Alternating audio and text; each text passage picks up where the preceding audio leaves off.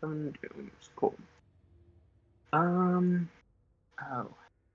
Is I don't have Okay, a right now my mic's second working. There we go. text. I do have a second text document called Seven Dooms. Seven Dooms of Sandpoint. Alright, let's get into it. Episode 2 of Seven Dooms of Sandpoint. So we're still in Chapter 1, Bones and Ash. You all are in the lovely Verizian town, jewel of the Lost Coast, Sandpoint, small port village. Um, through various invitations, you were all invited to come meet with Abstelar Xantis, aka Father Xantis, the head Desnan priest of the cathedral, here in Sandpoint. This fine, dapper-looking fellow. Lot of stuff he told you guys, but essentially there was a adopted daughter of the previous head priest, whose name was Nualia. She was an Azamar who became incredibly disenfranchised with everyone, who either treated her like an exile or like a religious token, like, oh, her hair will cure my diseases. Just all sorts of supernatural bullshit, which eventually led her to turn to Lamashtu, the mother of monsters. All that ended in disaster.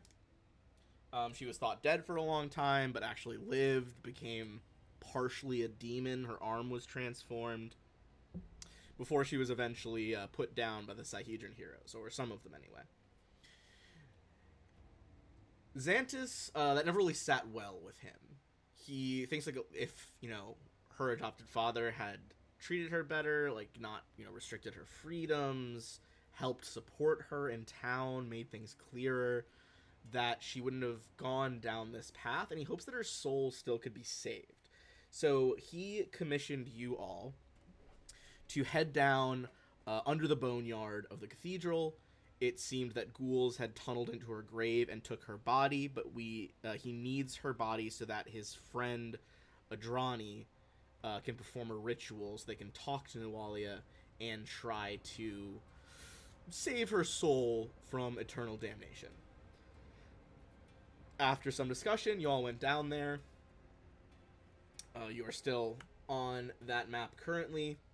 Most of the ghouls were goblin ghouls, who you dealt with pretty sizably. The only notable one appeared to be some sort of caster, but you all were able to kill him pretty handily. You did grab his wand, which I don't believe you guys have identified yet.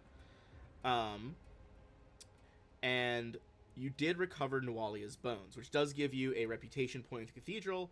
Reputation points are something that I will be tracking throughout the campaign. But basically, it'll help you in your interactions with various large factions within the town. You guys have also heard a lot about like different head families and the founding of Sandpoint. A lot of weird shit going on with that, like the Kaijutsus and other big families like that. The like crime families that are here.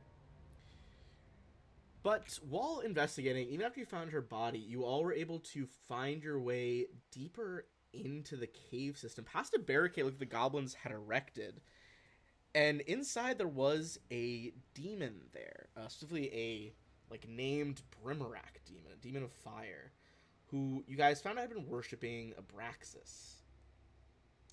Now, you began to make your way into the room where the demon was performing this weird ritual with 6 garnets and a dagger.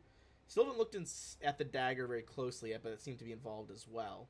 And after making your way through, thanks to the great Gangini having a Thessalonian dictionary, we're able to identify that there are Thessalonian ruins behind the cave systems the goblins dug. Now, this isn't the first time in the town's history where Thessalonian ruins have been discovered, always presaging some sort of disaster for the town, if we're being honest. And almost disaster for you guys, very deadly. There were traps involved. You did see a divine warden, a type of construct slash creature that are made to guard temples. You decided to ignore that.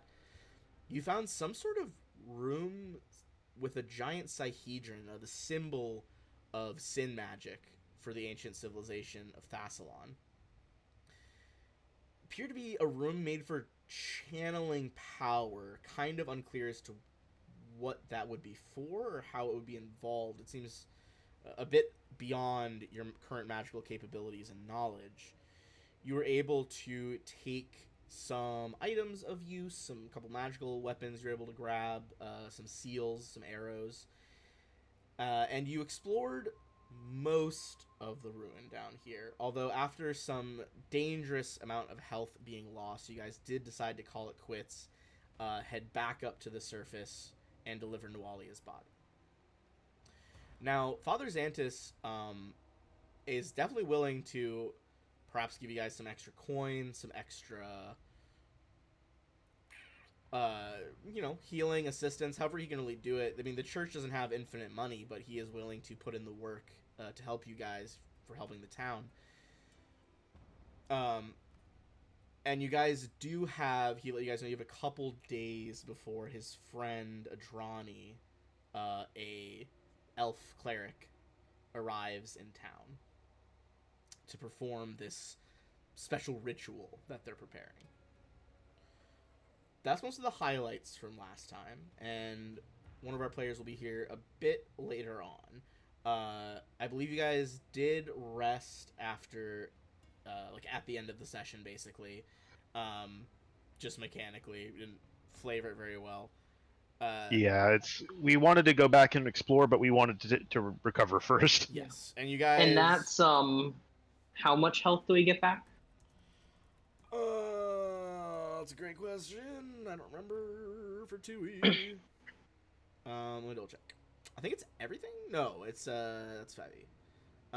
Character regains hit points equal to their con modifier multiplied by their level.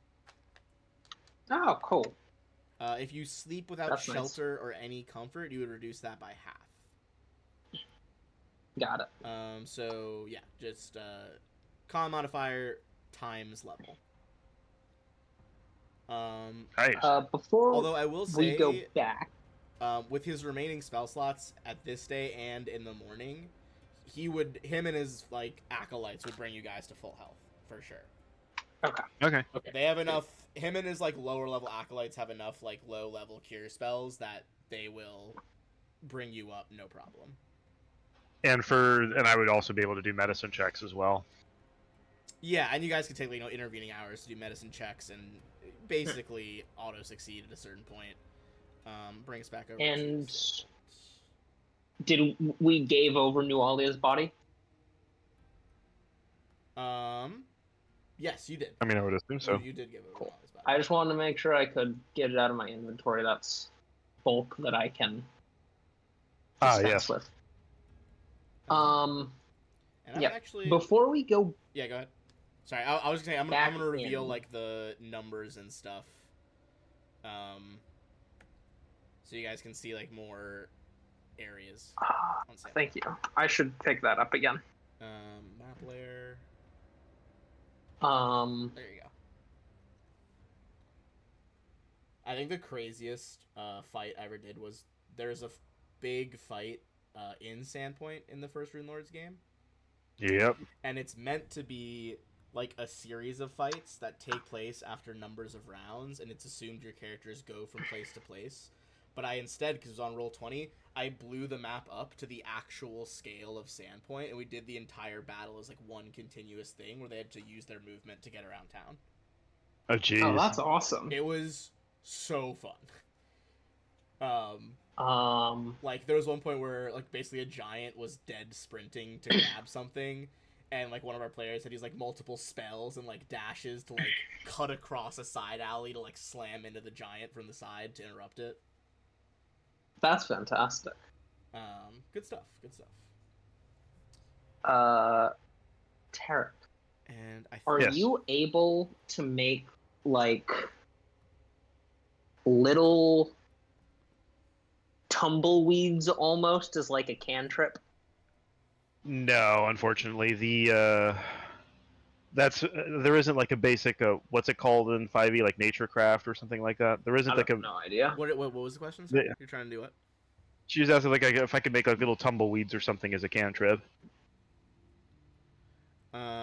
I don't think so. I don't have anything listed like that specifically on my spell that's list. not a problem. I think we should just collect some like bundles of sticks. You could make like a crafting check to like just make something. Or honestly, I would say probably make like a nature check. Yeah, I'll see what I can. Yeah, I was gonna say if I could do nature, that would be. Are you looking for stuff to make into like fire bombs? No. If you don't know, one way that the U.S. military deals with landmines is they have a little device which is designed to be yes. Yeah. I know what you're talking about. It's designed to be similar to tumbleweed. And I remember that there's a very powerful laser trap down there, and I can produce wind. So if we can produce something that we can maybe send in there with some wind to trigger a trap if it's there. Okay, I'll see what I'll make. Then maybe we don't necessarily have to trigger ourselves. Yeah, that was a bad time. Would 19. Hold on. I guess I should just re-spell this. Okay, that wouldn't work. Okay. Oh yeah, I need to check my prepared spells as well.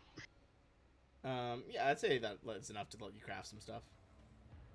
Okay. Yeah, then I would go work with you to create like some little tumbleweeds and things like that. Some things we can use to try and see if we can't trigger the trap. Also, James, did you want to try to identify Gorkus's wand? Yeah, I can try. It's I have identify. Do I have it as a prepared spell? One sec.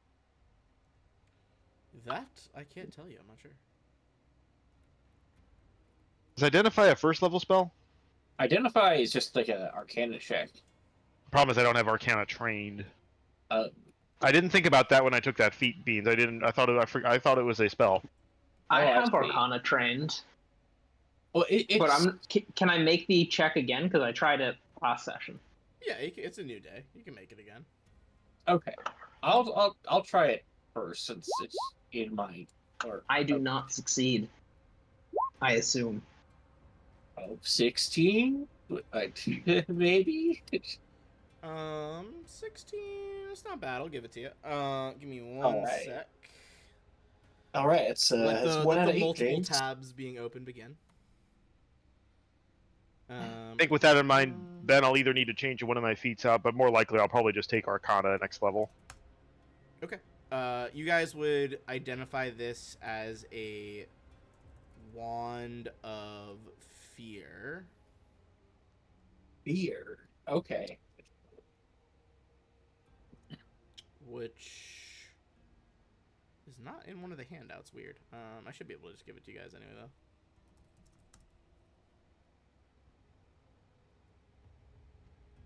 My cat is sharing holes in me. Yeah, it's a cat. It's what they do. Okay, there's not a specific handout for it, but yeah, you can put down that it's a Wand of Fear. Why is... Okay, whatever. It's fine. I'll pretend the maps don't bother me. They don't bother The maps never bothered me anyway. I'm just... The streets that are labeled seem kind of picked at random. I don't think the solution to this is Nick's letting this one go. Hey, some streets deserve names, and some don't. Okay, well... What if you know what? Never mind. I'm gonna let it go. I'm gonna let street's wrong. I'm gonna let it go. I'm letting it go. I'm letting it go. There are also, I think, named streets that aren't actually named on the map because it's just for visual's sake. I would expect there to be because the main two of the main 3 throughways don't have names. Yeah, that's Main Street, baby. There are 2 of them. This one is Main Street. Anyway.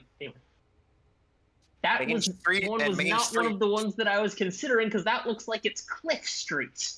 It's Main Street and then Main Street 2, the sequel. I was talking about this one here, which I guess could be considered Lost Coast Road, and this one here. That's actually Market Street. Okay. I have bigger issues then. Ping any of them, and I'll tell you. That's actually 41. I'll tell you right now. That's 90 Market Street. That's the address. Okay. So that's okay. What about this one here? The one Probably next 23 to has it, which I can find. Yeah, I can find that actually. I have the document up. Oh, does it say it in the hand in the frickin' thing? It does. It does. Oh, thank God. That'll save me time. Oh yeah. Do we just want me to have the what are the stipulations on being able to like use a wand? That's good. Is that like this? For wand. Is that like spellcaster only, or it lets you cast a specific spell? If I need to spend the slot.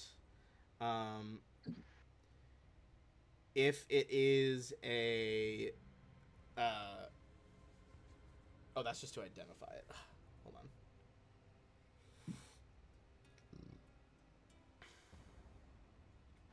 Oh yeah. So the main thing about wands in 2e is that they're a once per day item. You can attempt to cast it again, but if you overcharge it, it can like break and explode. Gotcha. I was just wondering, like, do you need to be a spellcaster to use a? It has to be on your spell list. Has to be on my spell list. Yes. So you don't necessarily have to have it prepared or have chosen it, but if it's like in your school, or just like if it's on like the wizard spell list, even if you haven't learned it, you can still cast it. Gotcha. Or like if it was on like the cleric spell or something, then you could cast it if you're a cleric. I think fear is on all of them. I think it is. It's pretty universal. It's on mine. Arcana, Divine, Occult, and Primal. So yeah, yes, that's all four main categories. So anyone who has magic in this group should be able to use it. Cool. Okay. Is there anyone we want to have that? It's like a crowd control sort of option. It's basically a single target. Success, they're frightened 1. Failure, frightened 2. Critical failure, they're frightened 3, and they flee for a round. I get something vaguely similar at 6th level, but that's also 6th level. I'll take it because that way magic. I'll take it. So because that way, because like a lot of my spell slots are usually going to have heals in them. Mm-hmm. So. Oh, so I will give Tarek the wand of the Glorgus wand then. Yes. Glad the player guide is a full map key, because I also have a map key in Roll20, but mine has lots of spoilery details that I don't want to share. Which I could edit it, but it would take me time. No, it's fine. Sorry.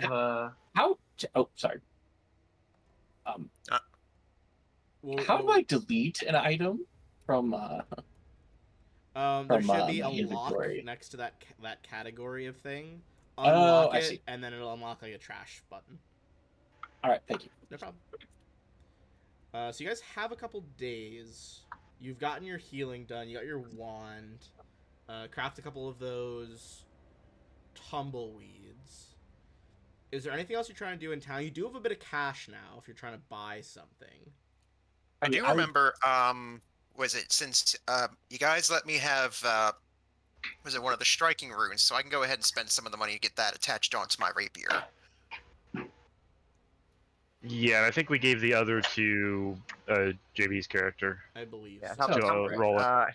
How much should I deduct for that? I'd have to check the price of that. Well, you would have the rune. We just need to have it installed. Yeah. I think there's like a price to attach the rune, if I recall.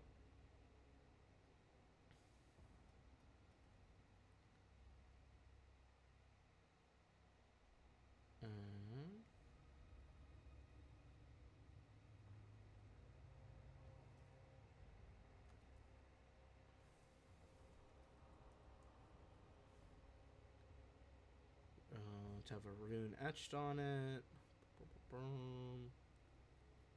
The etching process.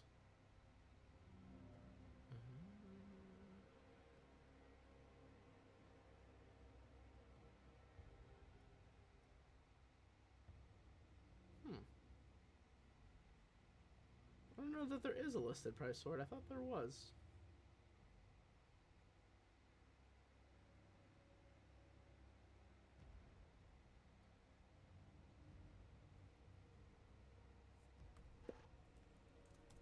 Yeah, there's not a Wand of Fear, so I'll have to create a custom item for that. You can also just, like, write it and, like, add the fear spell to your list. At the very least, it's simple to understand. Yes. I'm assuming it would be like okay if I went to like a apothecary or a alchemist or something to buy some more healing potions. Yeah, you could do that. Okay. There's bottled solutions. That's S17. Sandpoint 17 over here. To see if what I have left as well. I need to see how much the striking runes are too. I think the general price of a rune is only that. It's the price of the rune, which you guys already own because you picked up the runes. So I don't think there is a listed price to attach them. Well, there's two. Well, I would like to. The thing is, I'd like to buy a third one, so for my staff. Oh yeah, I mean to purchase the runes, yes. I just meant for attaching them to your weapons. Since you already have it, I think the guy would just do it. All right, so there's 65 gold pieces to buy another striking rune. Okay. I would say like you go to the guy, he'll sell you the one for 65, and as part of that, he'll just engrave all three of the runes onto each person's weapon. Okay. I guess maybe like here, Lupin would come to meet you for that. But as you see someone walk in, you turn and you of course recognize the hair and the facial hair and the coat, but you notice something different. You notice that he doesn't have any fur. In fact, let me go ahead and post this in Discord here. You see what looks like an elf. He says, "Oh, hello, mon ami. Here to get some runes done." Are you saying that to the shopkeep or to Tarek? I'd say to Tarek. Sorry, I did get up for a second. What was that one? So I posted in Discord because I'm not sure how to post an image into the Roll20 chat. But you see this elf walk in. You recognize the hair and the facial hair and the coat and the voice, of course, but it's clearly not the kitsune you met before. It's an elf. Mm-hmm. Yeah, and he's like, "Oh, hey, mon ami, we can get some runes done." Yes. Considering... Damn it, I keep lapsing into Shaw's voice. Considering there seems to be considerable unnatural problems lurking beneath this place, I think... Tarek just kind of taps his staff. A little bit of extra punch is needed. Indeed. Alright. So what I'll do is I'll go ahead, because we got 75 gold for our last thing, right? Mm-hmm. Each person got 75. Okay. So I'll go ahead and deduct 65 from mine.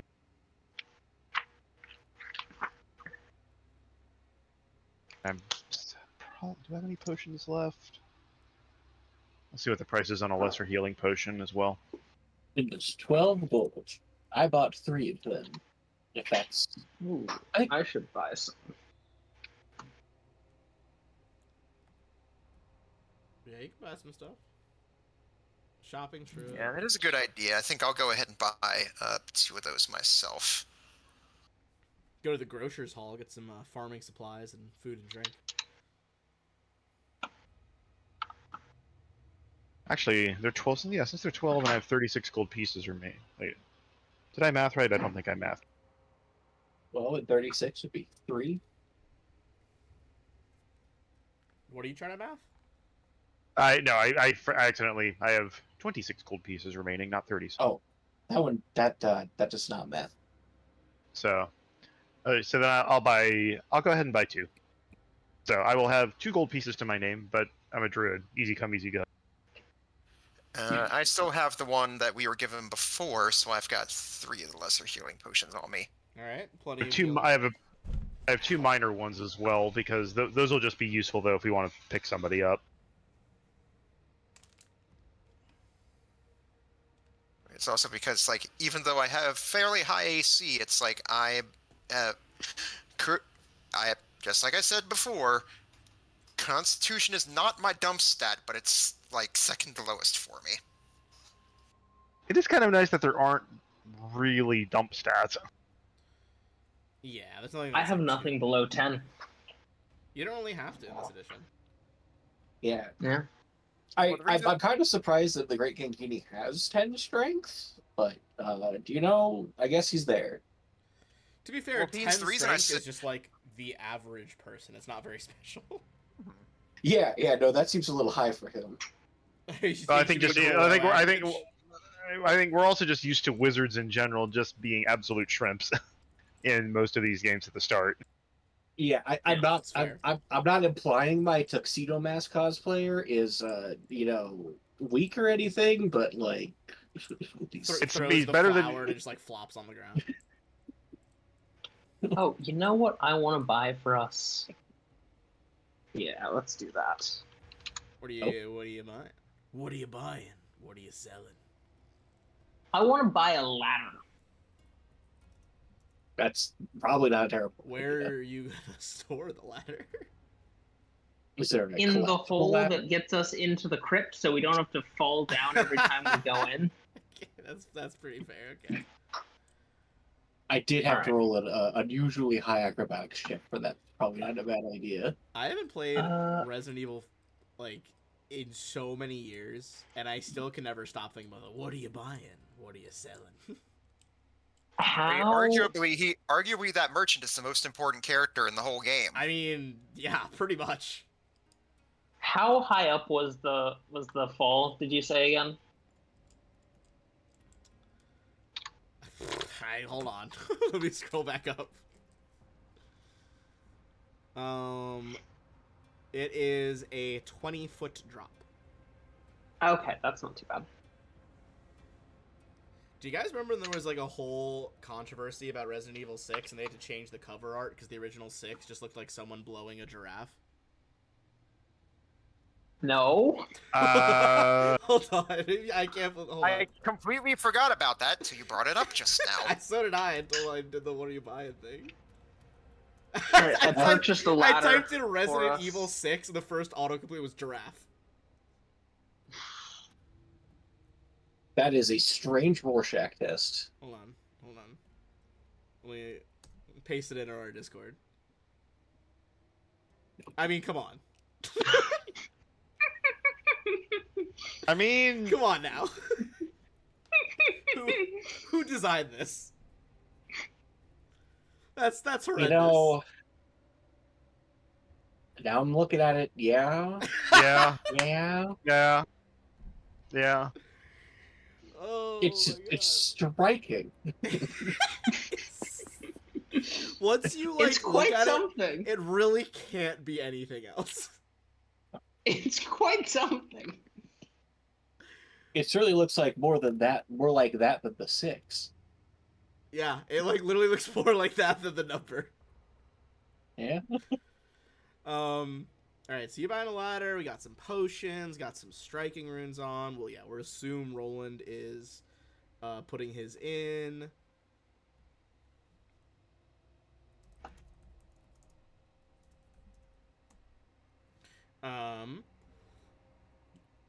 Excuse me.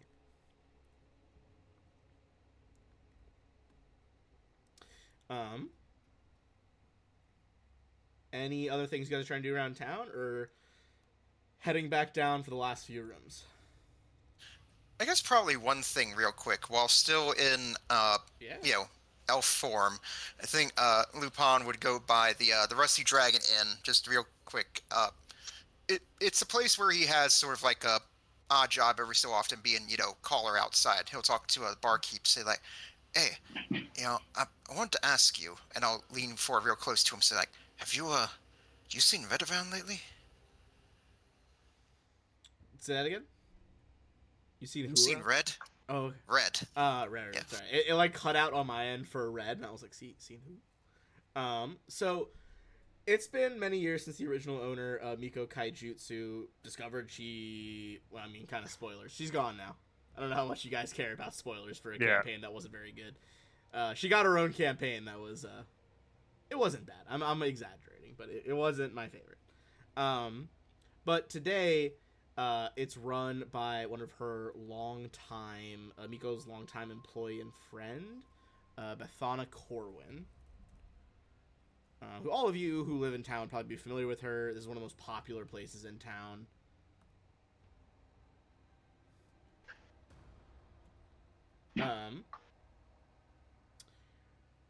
Bethana's like, oh dear, it's been a week or so, but I had some business to do, talk over with the owners of the Hagfish, sometime early last week, and I think I saw her down that way.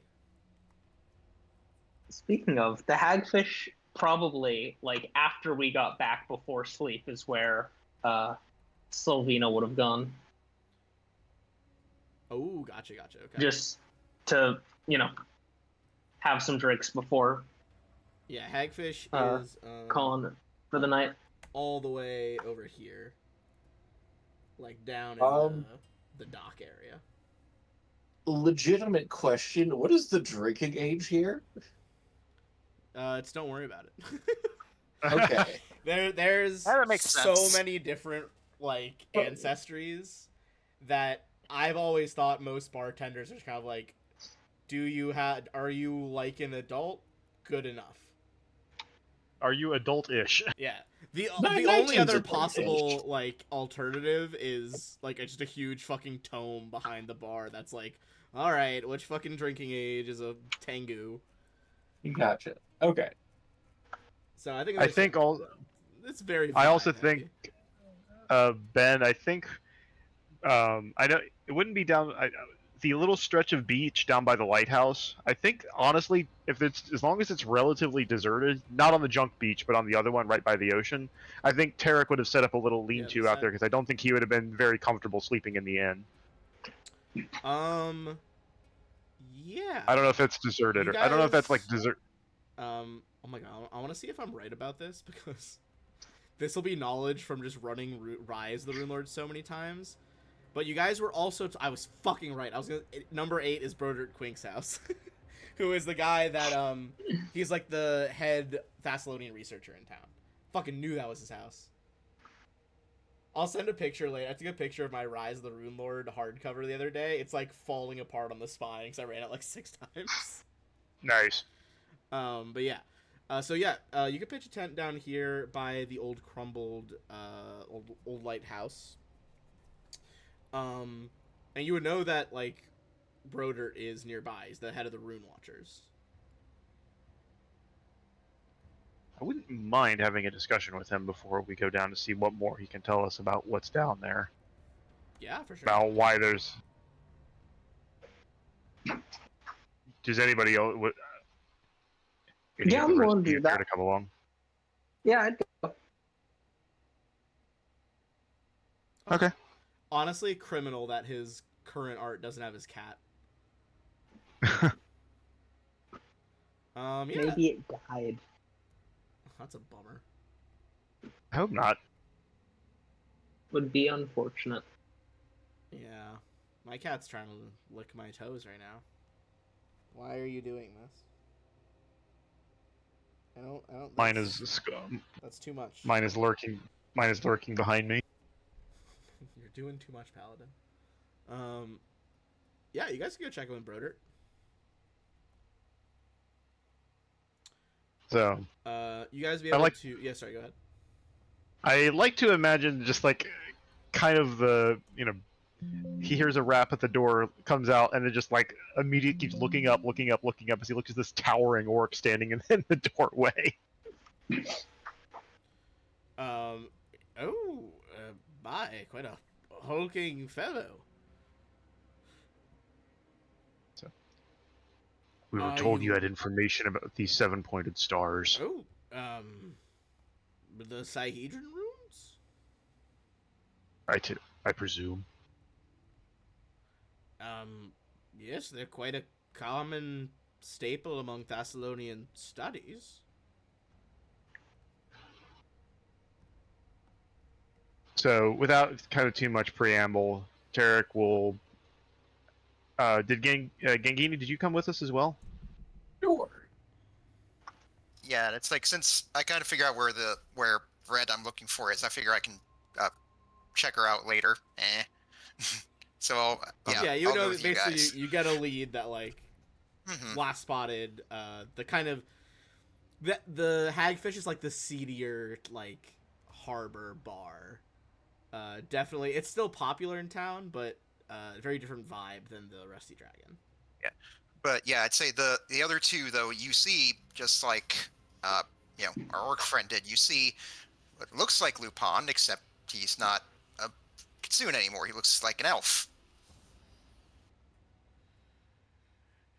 You guys see very similar, but your friend is no longer animalistic, much more regular elf. Given his own penchant for changing shapes, I don't think Tarek would even so much. I don't think he'd bat an eyelash too much. Oh, so you two are like similar. Uh, Abyssal? I mean, to be honest, I didn't think this was something I just kind of started doing when I was younger, And he'll snap his fingers, and just this poof of smoke that looks and smells like cigarette smoke. You see him turn to a kitsune, and and the fox form, and he's like, "Yeah, it's like this is how I figured out that I was at least half elf. I mean, I never knew who my parents were, but I could just do this." And snaps fingers, and poof, changes again. Broder's like, oh, quite fascinating. I've always kitsunes are always interesting. A different visage. Sorry, you were talking about the Sihedron. Yeah. What is your interest? Are you looking, are you researchers? My comrades and I are always happy to discuss the finer points of Thessalonian lore and the like, but, what Of is your sorts. interest, friends? We entered into the catacombs yesterday on The catacombs? at the yes, and I'll without getting all into it, I'll fill him in that we were sent into the basically underground by the church Oh, and found our way into a Thessalonian ruin. With a Ruins demon temple attached. and a demon. a demon's. Well, it wouldn't be the first No, time. a demon and like what seems to be a demon temple. I think Tarek would motion to I would. Gangini. Would Do you do you have your translations? Oh, I do. yes, you took some I writings? flash him. I flash him my book of translations of Thessalonian. Ah, that's No. quite a good copy. He like opens the cover and like points at like references. He's like his name is referenced as like one of the contributors. Oh, No. Yes. Do you have the rubbing that we need? Yeah, I think you guys For, said you from took the some temple? rubbings of the walls. Yeah. He's like, well, going off of the demon, I have my suspicions. He takes the rubbing and starts looking them over. I know there are. Well, the Rune Lords, they had many run-ins with demons. It's a easy source of power for wizards as powerful as they. But this would seem to indicate that this particular facility, it would make sense as there was even a rune well here related to it, but I would say this is related to the Rune Lords of Wrath. Oft times, those under the Rune Lords of Wrath, the most recent one, obviously being Lasnist, although compared to all of, various other schools of the Rune Lords, as you might imagine, certain ones had higher turnover than others.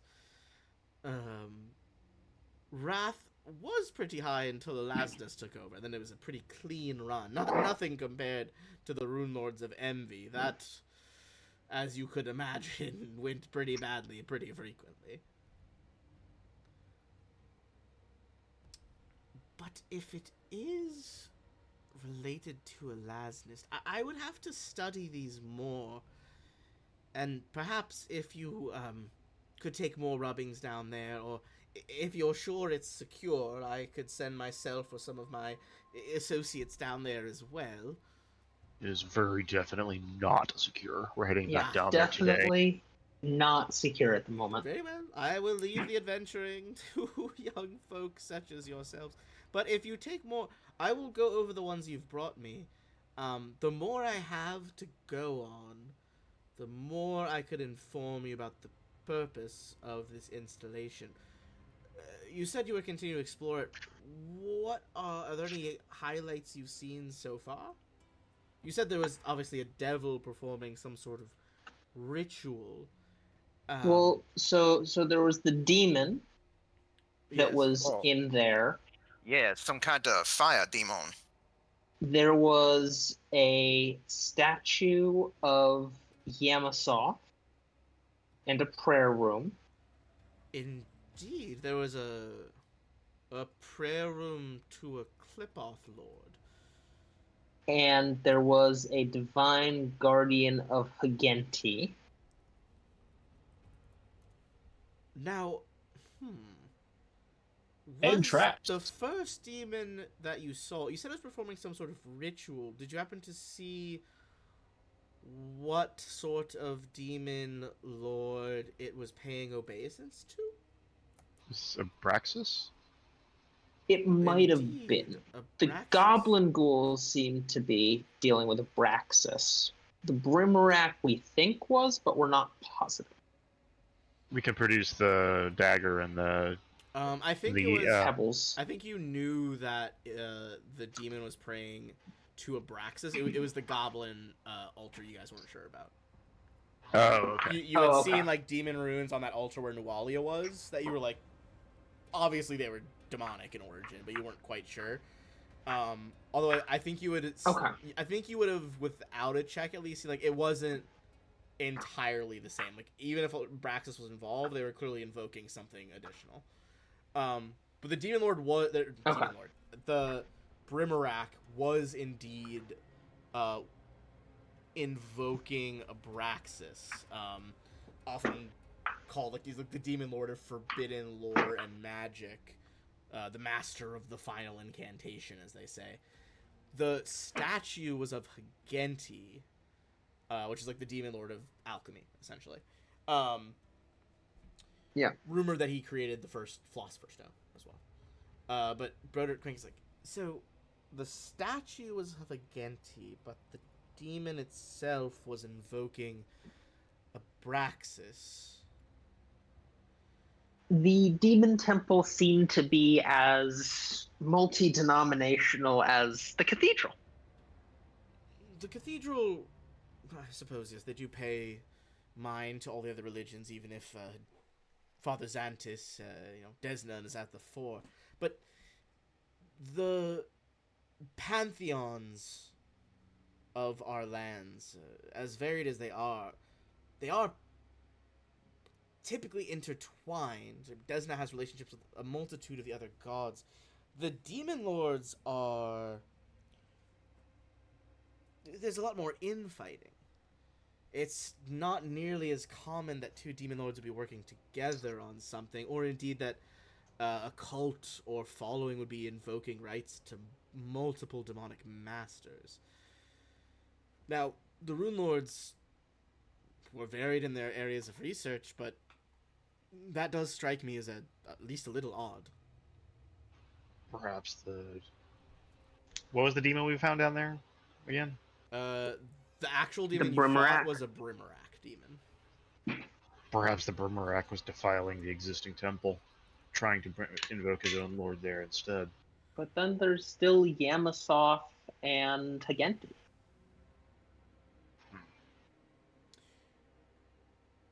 Was Yamasoth, was it prominently displayed? It sounds like the Hagenti, there was a quite, noticeable statue. Well, the Yamasoth stuff was kind of in a smaller room tucked away that may or may not have been hidden before the hallway was turned into a candle.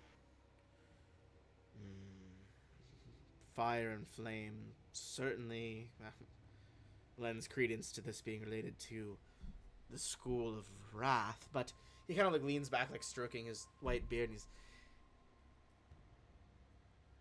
it would make sense if Yamasoth's worship was behind a secret door, as you say. Clipoths are nothing if not slippery. Both, literally and on a metaphorical level.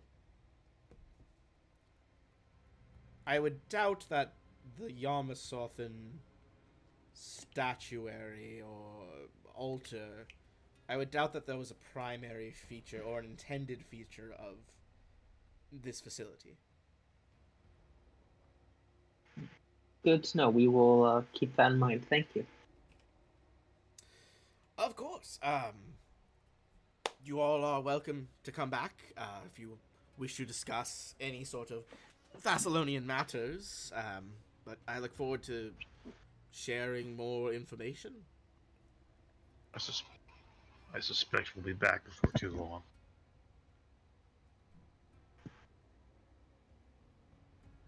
Well, of course. Well, I wish you luck. Be careful. These, very strong adventurers have died in Thessalonian ruins. Not to say that you are not strong. I'm sure you're very capable. Otherwise, Father Xantus wouldn't have bothered hiring you. But all the same, caution is encouraged. Thank you, sir. And I say, if you ever have any more questions about my kind, I wouldn't mind answering them. He gives a little waggle of his eyebrows. For the right price. Oh, I will say my group is oft known to pay for particularly juicy information, and we do have the occasional job. There's plenty of Thessalonian things to explore in Varizia.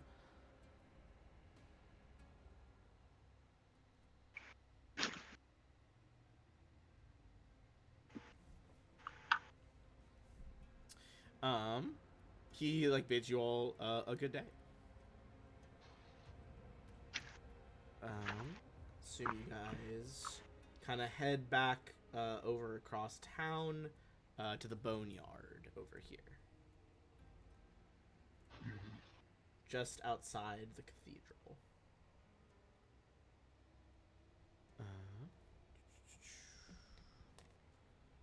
Gonna change up our audio here. Give me 1 second. Oh, that's not the one I wanted. That's the one I wanted.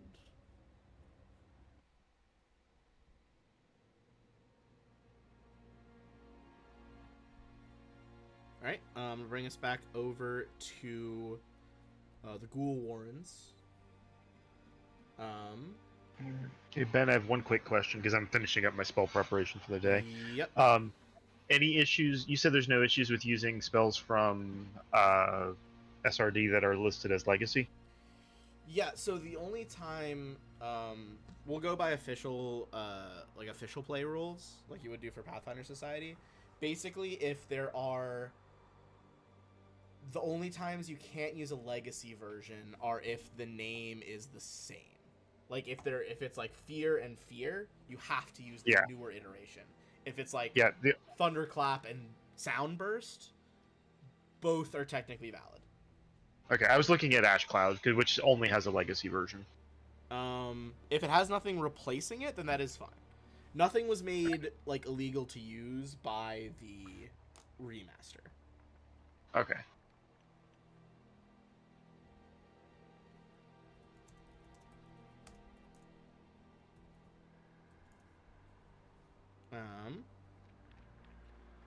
Alright. Cool. Do you guys want me to bring you all anywhere? I mean, you guys can just kind of walk back, but I will grab rolling while you do. I assume you're wanting to end up back in this room, just outside the fire trap. Yeah. Yeah. Which would be Yeah. over here. Can I look through to see if the fire trap looks like it's been active, like it's active again? Lupin, are you going around the other way? Was I? Yeah. Go. It's okay. I can just bring you over. There Thank you. you go. All right. Sorry, say that again, Sylvina. What was your question? Can I just like lean to see if it looks like the runes are glowing again? No check needed. They're glowing. All right. Let's try using one of the little tumbleweed things we made. Okay.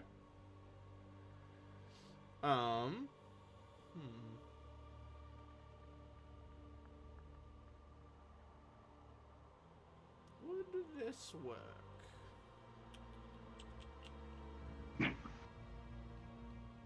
Not sure if it would improve anything, but I also have telekinetic hands.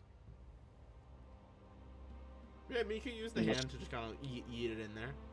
I'm assuming a tumbleweed's a white knob. Yeah.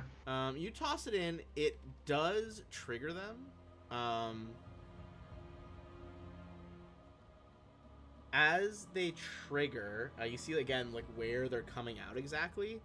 You think you could maybe try to make a like thievery check to like deface them in a way that wouldn't, risk this trap resetting again.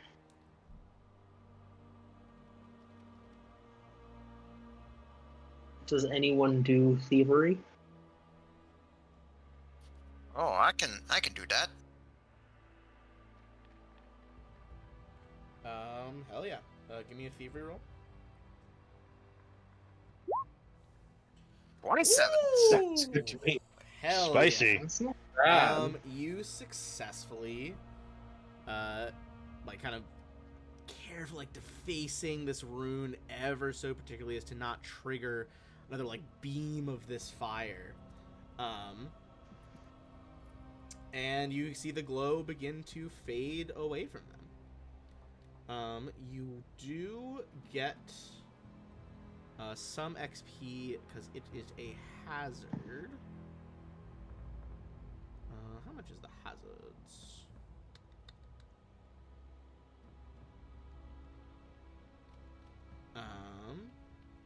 That is going to be 8 experience.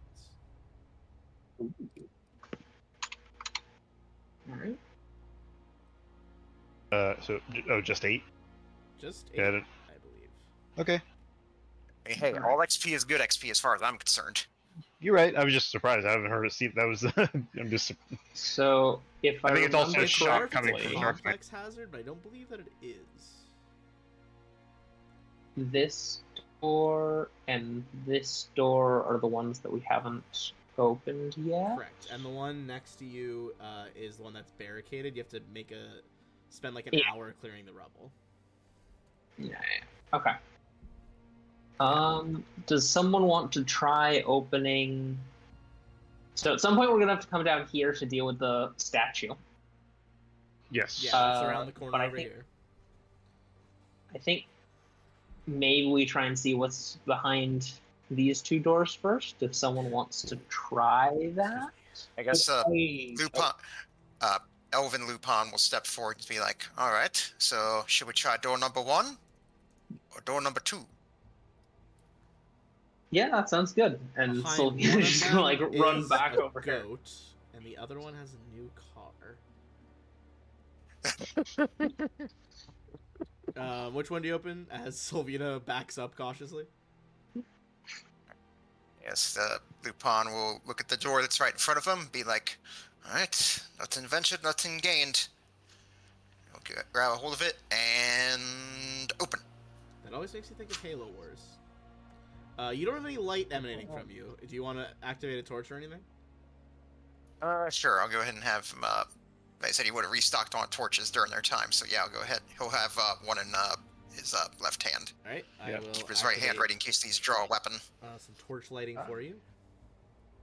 And I have 4 more on me as well that I won't need having dark vision. A wooden desk sits near a tipped-over chair lying on the ground. A layer of dust covers the desk and several scrolls and ledgers atop it. A large map is displayed on the wall opposite. While the colors are faded, it's still mostly legible. You can see there is an additional door to the south of where you are. I guess Lupin will step in, then he'll lean his head back out and say, nothing but dust bunnies in here. Anyone that's looking in could give me a society check, looking at the map, or if you had an appropriate lore, you could throw one of those at me. What would be an appropriate lore? What lores you got? I've got Underworld, Sandpoint, if that works for me. Legal, Callistria, and Nine Hells. I would say none of those. What did you say, Lupin? I've got Underworld lore, if that does anything. No, I would say not in these cases. I think it would be straight society.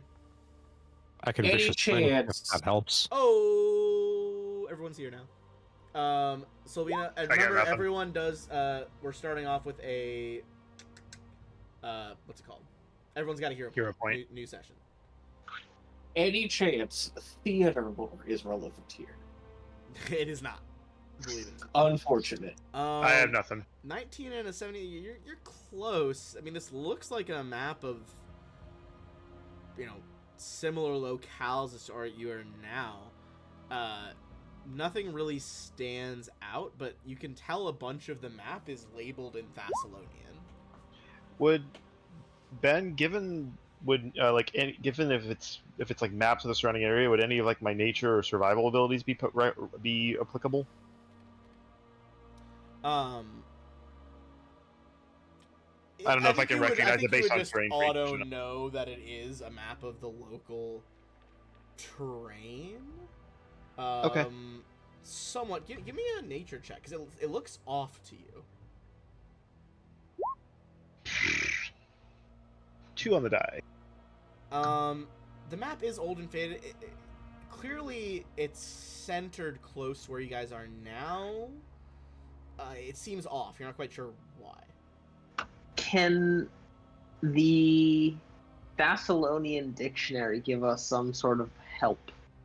I would say if you want to take 20 with the dictionary, it'd probably take you like 20 minutes. You guys got a +2 to anyone using the dictionary. Okay, I can. So that would take it to a 21 then? 21 will pass. Okay, so me and Silvino will work over the dictionary then, or the translation book then. As you guys kind of like pour over the translations, this does succeed, and you begin to piece together with the labels. This is a map of the area, but from a previous era. It must have been before Earthfall. The coast isn't the same. The ocean at this time was like many miles away. It was only after the disasters of Earthfall that this area, the ruin, would have been close to the coast. Beforehand, it would have been inland, basically. You see the current coastline is marked roughly like over top of the map, and it is labeled as the Rasp. And like the Rasp would match what the current coastline is for Sandpoint. You also see that where Sandpoint is, there is no town there, but instead that is labeled as HF Compound.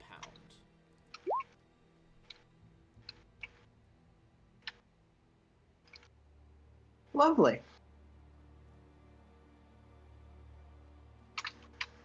All right. You would also see it looks like whoever was filling this out, they had been tracking locations that it looks like they were suspecting Rune Lord Karzug of setting up nearby bases of operations with the intent of leading raids against this compound. If anyone has any like local knowledge, like that would be relevant for Karzug. or local lore. So Sandpoint Yes. or Karzug, the Rune Lord of Greed, was the first of the ancient Rune Lords to make a comeback in recent years, defeated by the Sahedron heroes. But generally, it looked like he was. There had been other rumors, like with the 17, Karzug had like a towering sentinel statue near Thistletop, which is like by the woods in the Sandpoint hinterlands. Clear now that wasn't just like a local, like another Rune Lord doing shit. It looks like that was a staging ground potentially. Like he was making, at least this guy suspecting the Rune Lord of Greed of wanting to make inroads on this compound.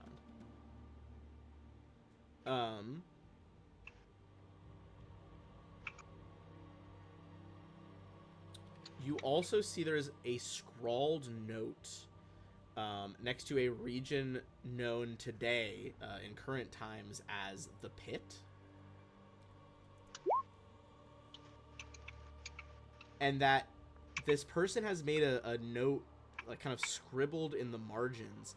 Captured spies whisper of a sizable Shalast cohort stationed here, led by someone named Lyra LaRue. Must secure authorization from Mistress for a raid.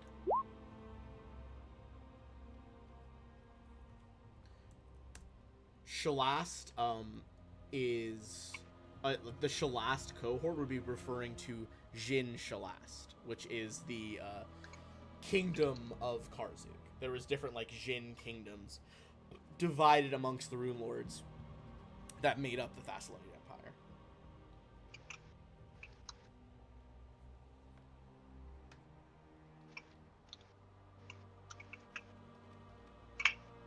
all right.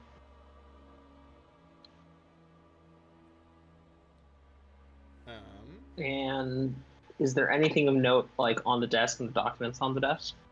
I think he's looking around. Not much more of note here. Potentially, you could like just. There's a lot of stuff here. You could grab a stack of papers, bring it to Brodert Quink. I would say. Is it?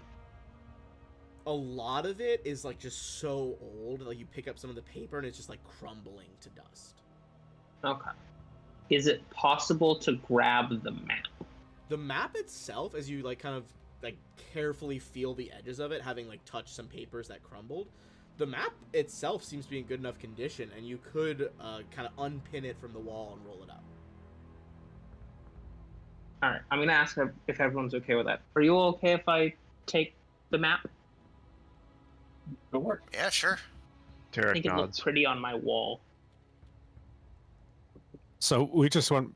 Sorry, I just got here a few minutes ago. No, we you're just good. went back into the dungeon to explore some more. Yeah, We also and picked up your some sword supplies. has the striking property on it now. Nice. Um, Now I hit big. Now you hit. Yeah, you already hit big, but definitely hitting even bigger. Yeah. I feel like this whole time Roland hasn't been paying attention to all this like He's just doing like lore practice swings in the and background. paperwork. I've just been like shadow boxing right in front of the great the elves elves are fighting. You can bump your health back up to full roll, and the acolytes of Desna would have healed you. I was gonna ask, is like, did you guys get me hurt somehow? No. That was where you ended last time. But between the head priest and his assistants, they would have just. There's no reason they wouldn't have healed you to full. And striking I just will means I add say, it.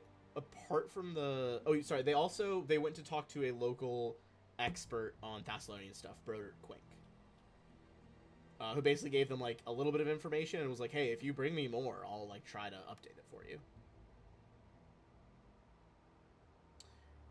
That being said, concerning numbers there,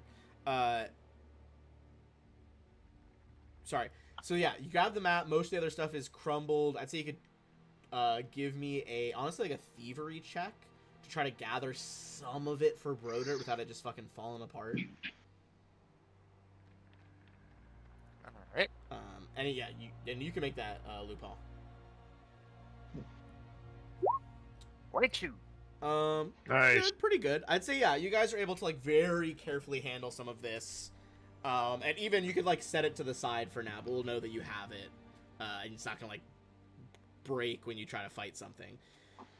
Underneath some of the stuff, you do find a key ring. One key looks to just be... I mean, it looks just like a regular iron key. The other is, like, not rusted, still looks pretty shiny and new. You guys would get the sense that this has some magic about it, if anyone wants to make a Arcana check on it.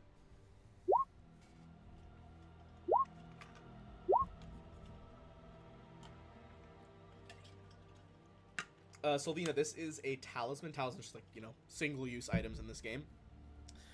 This is a sneaky key talisman. It requires you to be an expert in thievery, but it's like a small silver skeleton key. It can be pinned to armor or sleeve. When you turn the key to activate it for the next minute, if the outcomes of any of your attempts to pick a lock crit fails, you get a regular failure instead. Which can be important for, like, basically breaking your access to hard-to-pick doors. I will hand that off to Lupin. Yeah, go ahead and add that to your inventory. Thank you, mon ami. Yeah, of course. It's gonna be great. This way you can get into doors more easily, and help us, and it'll be great. And he just sort of starts thinking, like, damn. He thinks to himself, like, yeah, this would have made some of my jobs I had before so much easier.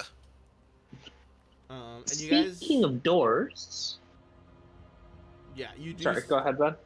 I was gonna say, you do see that there is a door at the other end. I think Sylvina will just start to, like, filter out and go, if you could open that one too, it would be great. And just, like, go around the corner. Sure thing, Cher. God, I need to add doors Alright. to our Return of the Rune Lords campaign. It just, like, it came pre-made with this module, because it's, like, a newer feature on Roll20, so the older ones don't all have it, but it's so nice. Okay, as lovely as doors can be on this, they do make the life of player side slightly more of a pain. I will just let you know. Why? It means you can be the ones who open it. Right, but at the same time, like, areas that are marked as a door, you can't move your token not through the door itself. So you have to be much more precise with how you move your token. I like that, honestly. So, like, getting it through this, for example, weird, like, half space thing, is a pain. Takes me, like, 10 seconds every time. See, I like that. It feels more realistic to me. Fair enough. But this appears to be a storeroom. Whoever this room belonged to looks like they cleared it the fuck out before they left. It's pretty empty in here. Yeah, just want those monies in here. Alright, do you want to go open the last door that we don't know what's behind it? Ooh, yes, please. And you notice, like, he's a rogue, so he's very excited about, opening doors, getting loot. Sylvina's once again gonna go run around the corner. Also, Roland, despite what you see in, like, the token here, Lupin is not looking like a fox today. He's looking more like an elf. Ooh. Oh yeah, you were there for that as Roland. He would have explained to everyone on the way down that it's like, well, because of all the nasty smells down here, I figured being an elf would be a bit easier on my nose. That's totally fair. Alright. So we'll go up to the second door and open. Okay. More doors. You enter, or look into this new room.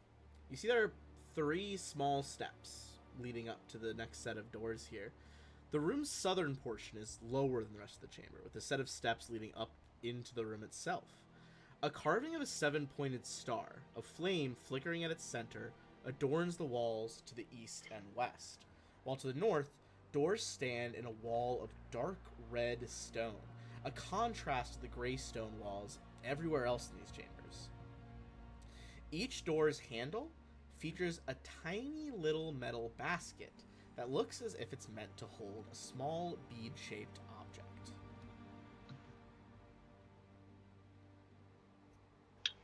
Okay, I say before we go deal with that, we deal with the Defiant Guardian. Probably a good idea. Fine. We did tell Xanthus we would do it, and I think that it would be ideal if it doesn't attack us while we're dealing with the Thessalonian and whatnot. And you guys do know that there are 2 ways into that room. Around the corner Ritual and stuff. in this one.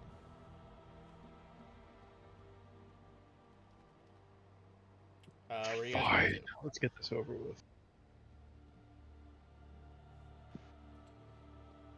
Up to you guys Do which doors we- you go through. Tarek looks over. Perhaps if we're hunting this, we approach from both sides. Instrument. Yeah. Seems Divide good and to me. conquer. TP, as they say. Classic. Tarek will go around the north end. Always a good time. Roland probably should go south then. Okay. Or He's south. coming with. I'll go with Roland. Why not? You'll go with Also, can't tell if it's Gangini or Solvina. One of you doesn't. Your health isn't full up. It Mine's looks like mine's it is on Gangini. It's just not the right aura for some reason. Oh, Yeah. all right. I'm at 40 of 40. Okay. I think that script might not be running correctly right now. You Yeah, mean it to looks tell like me, it's- Ben, that Roll20 is having a script problem? I shall reset that API. So I'm not half dead. I'm just normal. Okay. Yeah, I was looking at it. Before we open the door, I'm going to open up my kinetic gate.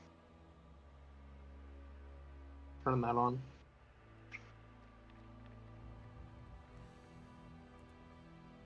There we go. Check something. If you subtract something from your health and add it back, it'll reset your aura now. Okay.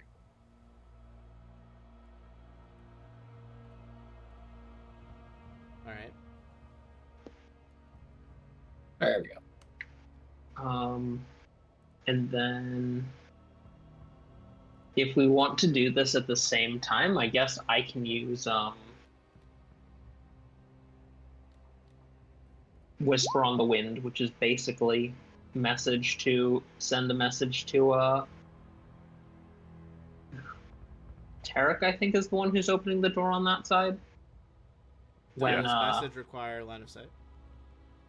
This one does not. Whisper on the Wind is you speak in a whisper and a soft wind carrying words far away. This effect of this message is a spell of the message spell is a range 500 feet, and it can only target a creature surrounded by air.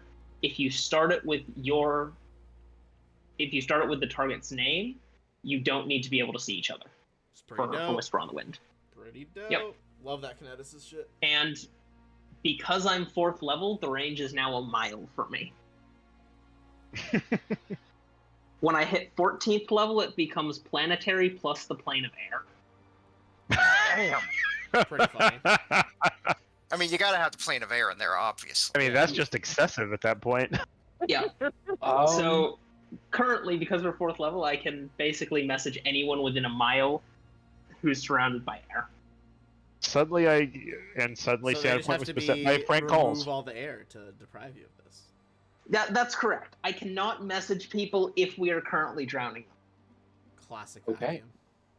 I mean, to be fair, Nix, that is kind of on brand for you and me at certain points.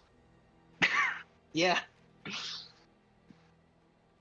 I can also do something similar, but it's much less stealthy. And I kind of feel like we're going for stealth here. At least to start out, but... Oh, Alright, no, Definitely being stealthy. as soon as she gives me the word, I will probably kick the door in, but I'm waiting until we get the word. Yeah. Alright? Once Roland throws the door, I'm gonna send the message to Tarek. Alright, you guys throw the doors open at the same time.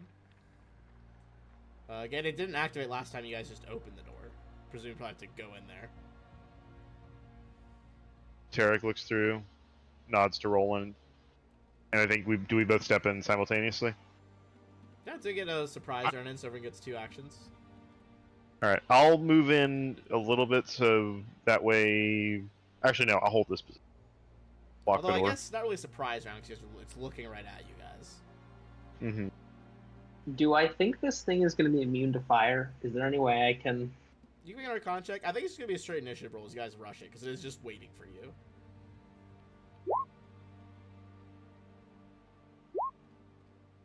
God damn, it rolled high on initiative. Oh, what's its bonus? +9. It rolled a 19. Ooh. Crit for 26 on initiative, and then I got 21 Arcana to try and figure out if it's immune to fire. Okay. I'm sure this is a very useful 29 Arcana I just rolled.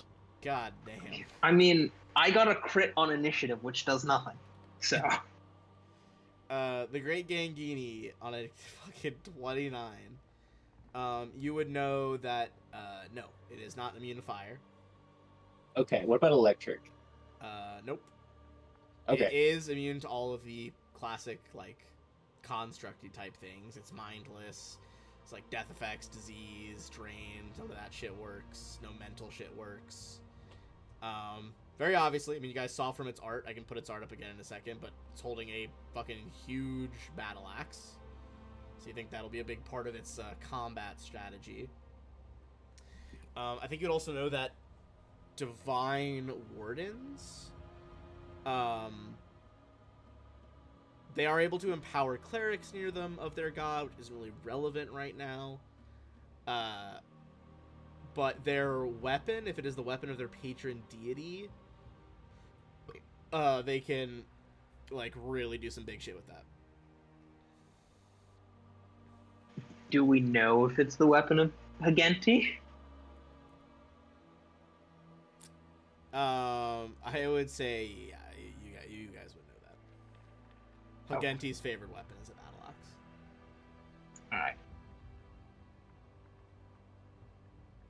Alright, it Yeah. is going to start off with... Sorry, on a 29 as well, you would succeed enough to know that it has a couple of spells, usually Divine Lance is a cantrip. More importantly, when a Divine Warden dies, it tends to explode with whatever damage happens to be related to those deities. One last question on that Arcana roll. Would I know that if does it not like I guess it's not undead or anything. Never mind. I was wondering like if I do an AoE heal if that would harm it, but I don't think so. It's not undead, so. No, it's not undead. It is a construct. It's like a divinely empowered construct, basically. So it would be not affected by your heal, but not hurt by it. Okay. As far as I understand of the heal spell. Yeah, I can do like a big burst of it if I want, if I spend the whole round doing it. Alright. The Great Gangini will warn you to not be near it when it dies or it'll explode. That seems pretty pertinent for our melee people. This thing is very into focusing fire. Tarek, evens or odds? Evens. Ooh, odds. It's gonna go for you. You see it like whips its big gold horns around. The statue is perfectly still, animating in rapid motion. It's gonna go at you with its horns. Does a 26 hit? Oh, very much so. Right. You are going to take 20 piercing damage. And you are knocked prone, which will reduce your AC by 2 while it's attacking you. Oh, Like, this no is save. great. No save against the prone. No. All right. If it is successful with a strike, it knocks you down. Yeesh. All right. So go ahead and subtract 20, and then it is going to go with its 2 axe attacks. Actually, Can I do that as part of an action?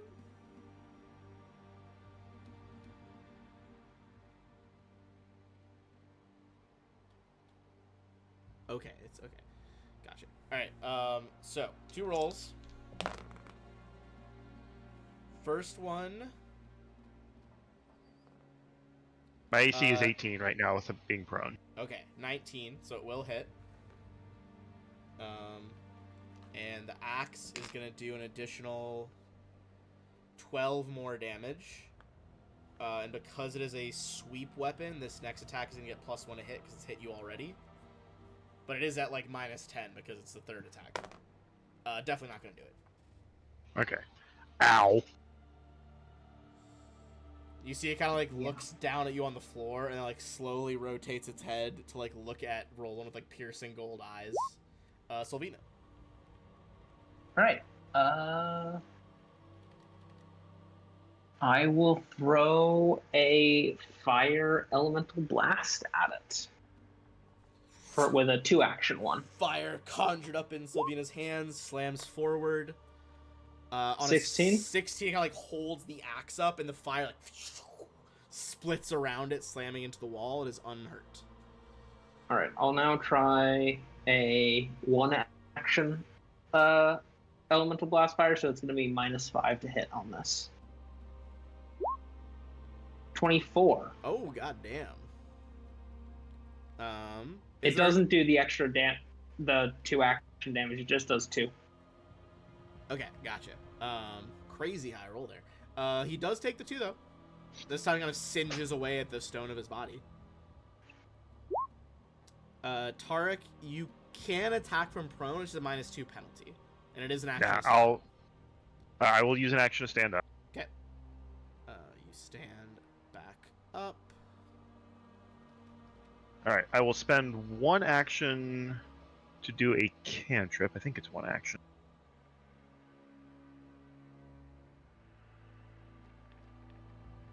Double check.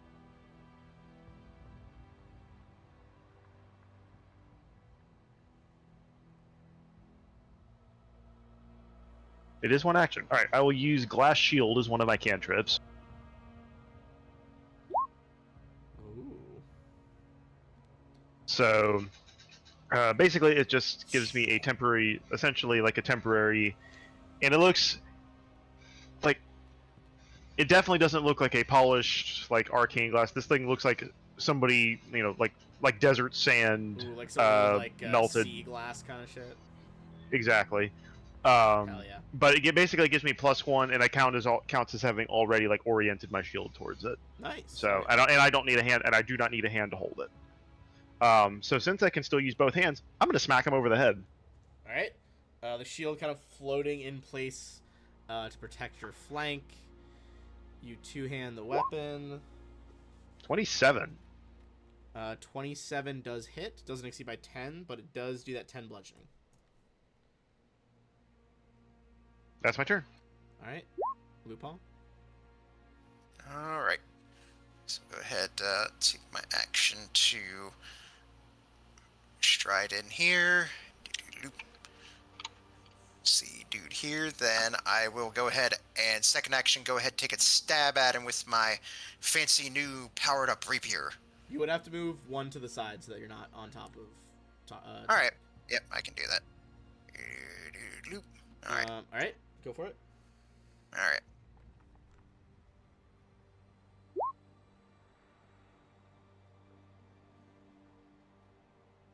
$16.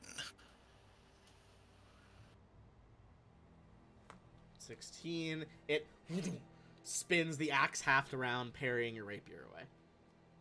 All right. Then I'll go ahead and take second attack with map. 16 again. Yeah, still same thing. But it'll go to Right, Roland. that's 3 for me. Roland. Yep. What will he do? Try to take his head off. Hell yeah, go for it. Vicious. 26, that will hit. He is still alive after that, albeit barely. You bring the sword down, kind of like collarbone or where that would be to hip, and there's just this big split in the stone body, like crack of breaking stone. Try to end it with another attack. 23. You on the backswing, fully shatter this thing to rubble, and it falls to the ground. God damn, you hit like a freight train. It's gonna. Yeah, no, that's crazy. It's gonna explode though, isn't it? Yes. Oh yeah. Oh boy, yep. It absolutely ready will for it. explode. Okay, so this is gonna be. If you want to pull out the ruler tool for me, Selena, how far away are you? 20 feet. Okay. Gangini, less than that, or about the same. This will be for everybody then, as a Oh. detonation of like black motes of light. This seems to sap the light from your torches and ambient light in the room as the shadow explodes outward. All right, Is it a reflex save? that is going to be a will save for everyone. Ugh. Okay, 16, 15, 17, 16. You got a hero point, Beans, if you want to spend it. Yeah. I don't think critical failure on my will save is probably good. A 25 sounds Okay, great. that is certainly. I'll use mine as well. Okay. God fucking damn it. You and your rerolls, Boz. I'm not gonna risk it. Cursed rerolls. I'm gonna accept the 16 and accept that it's gonna hurt. Tragically, Yeah, same thing with my Sylvina, 17. It is 17, so Lupin will pass and you won't. By That's one. fine. Okay, so here's gonna be the breakdown. Roland and Sylvina, both failed. You guys will take 16 negative damage, like negative energy damage, basically. The Great Gangini, Tarek, and Lupin will take 8 damage.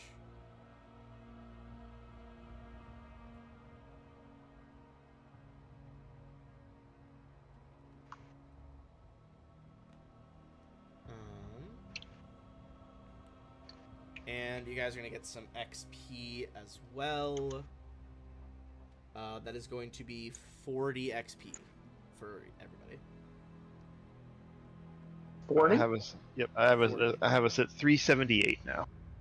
I'm Yeah, at the that's what I same. have us. Okay.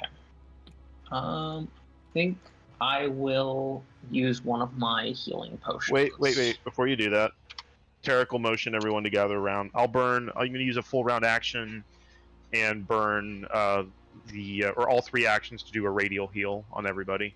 So it'd be everyone's going to heal 1d8 plus 8. Nice. Hell yeah. You roll.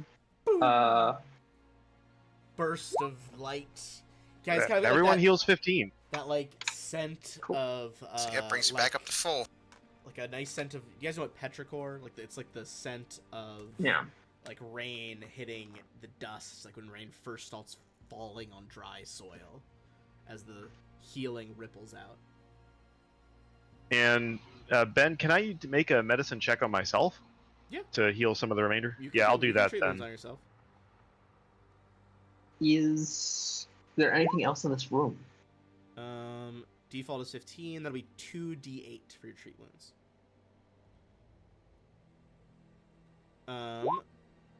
Nice.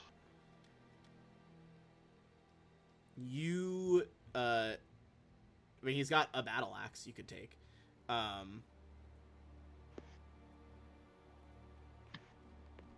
Apart from that, no, it's pretty empty in here.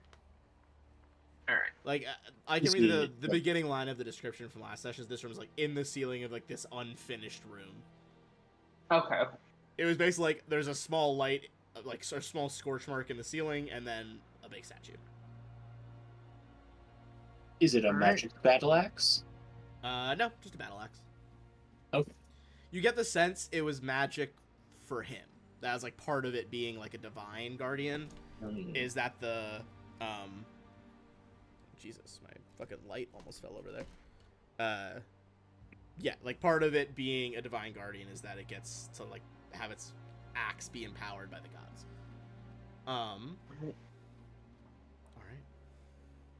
I guess it's time to go into that top room and try and figure out what to do with all the beads from the ritual.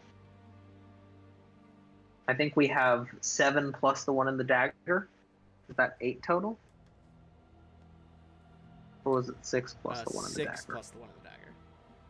Right, 7 total. Sihedron, 7-point star. Got it. You got it. You got it. Okay. I guess I'll head up into that room. All right. Again, there is a like basket, as like each handle essentially. Do I see anything else?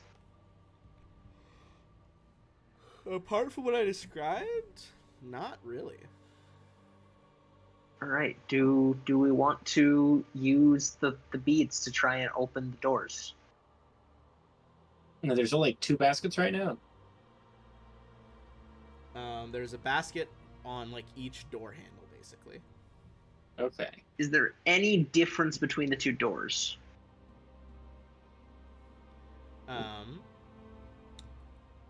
No, but if you guys want to give me a perception or a like nature check on the gems themselves.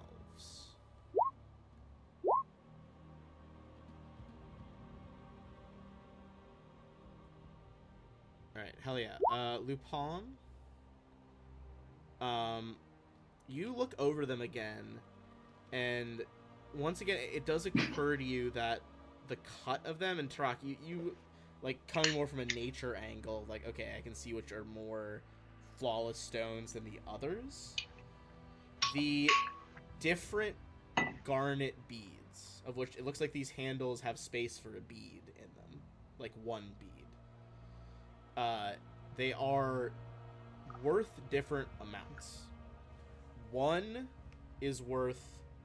Whoops, didn't mean to do that. One is worth 2 gold pieces. 2 are worth 5 gold pieces. 3 are worth 10 gold pieces.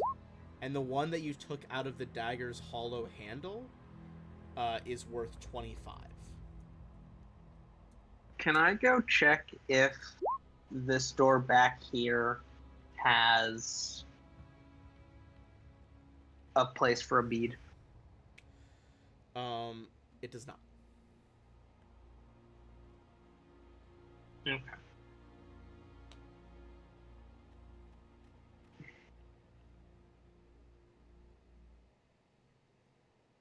I'm not eager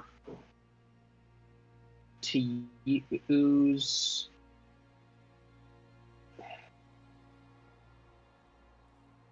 I don't like it. I don't like it. What don't you like, Cher? I guess we try the 5 gold pieces to start with, because there are 2 of them and 2 doors. Alright. Actually, Perhaps the value. Sorry, I think Perhaps- there is one on... I think I misspoke. There is one on the back one.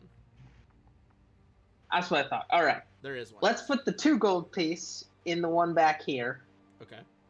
and the 5 gold piece in these 2 here, to begin with. Okay. All right. You place them all in. Do you turn the handle on one of those doors to go through? Yeah, I guess I'll try it. All right. Be like, alright, on 3. 1, 2, 3. Sylvina, you did not open your door. Lupin, you see there is another room in there with 3 more doors. More doors back here. Right. I guess the 10s go in there, because there are 3 10s and 3 doors. hopefully we'll get to keep the 25, but I somehow doubt that. I think we need to recruit someone, though, for the third door. Can I use my telekinetic hand to open a door? Sure. Okay, or Roland could do it. All right. It's like, Tin Man wants to have a go. I To push the- past the Great Yankini. To the north of this room, the wall curves in a semicircle. A single red stone statue of an angry woman holding a ranseur stands to the north. Her weapon held in one hand pointed toward the southern doors, while her other hand reaches out with a cupped palm, as if expecting a gift. The ranseur itself appears to be a real weapon, not integrated as part of the stone statue. Yeah, I think we should probably hand over the expensive bead. Mm-hmm. I Sounds guess good. I will bite the bullet and do that. All right, you place it in the statue's hand. That was the right call. I had a stopwatch for a minute running for that. You don't place it in its hand and it just bitch slaps you. Look, you had 60 seconds to place it in the hand, and you did do that. You Like, let the 60 seconds of actual time, not. Look, sometimes for second puzzles, I'm gonna do it in real life because these are decisions that gotta be quickety quick. I had a puzzle that used to frustrate a lot of players in one dungeon I made that, like, you know those toys you can get, or like that they would have in school where it's a bunch of different colored shapes that if you put them together properly, they make a square? Mm-hmm. I like printed out and like cut I up love a physical those. one of those and had like a 90-second timer for them to figure it out before something happened in that room. Those are so fun. I think they're really fun too. I feel like groups either got it so quickly or never got it. Like no one did it last second. They were all just like either could do it or just like had no fucking idea how to make a square. Yeah, that's fair. I'm decent at spatial reasoning, so I think that probably is part of why I like it. I think it's definitely But- like a specific skill. I love when puzzles are solved by something unrelated. Like our friend Liam had a puzzle in a game that was like just me and a couple of friends were in, and he had run it for other friends from our old school, and they had done this whole complex method to solve it. And I was basically like, "This is the answer, right?" And he was just like, "What? Yeah, you looked at it for like 3 seconds. What do you mean?" And I was like, "No, because like, imagine if you drew it on a piece of paper and you folded the paper in half, then it would look like a star." And he was just like, Yep. "That's not. You're correct. That's not how I designed it to be solved at all." And I was like, "No, look." And I texted him a picture of the paper I like hand drawn on my desk, and he was like, "I mean, you're right, but like, what the fuck?" I had Yeah, a it's math like- teacher respond once to that on a test I did. I love that. Same thing with math. I do it backwards a lot of times. I had a math teacher Um, at school who would constantly pretend that the tests were Elvish because they were really confusing. And I would just like cross out, like for our final exam, you were only supposed to bring a pencil, and I brought like a Sharpie, and like while he wasn't looking, crossed out the entire title of the exam and was like Elvish Exam 101 or something. And he was like, you weren't supposed to bring anything else. I was like, but did you think it was funny? He did indeed. I thought it was fine. As you place that final stone in the hand, give me a perception check. Hey, no bites. No bites. All of us or just Sylvina? Anyone who wants to.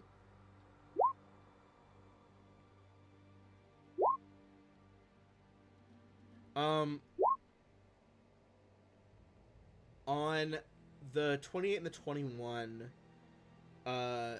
Sylvina and Tarek, you see a brief like sheen of light. It could be mistaken for the light from your guys' various, spells and torches, but definitely like sheen of light goes across both of its eyes as you put the gem in.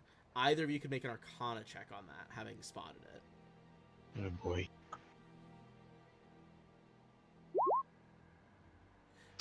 I think I'm going to use a hero point on that. I'm not trained in it, so Okay. Go ahead and burn a hero point. Wait, maybe I can Uh, roll a good Arcana.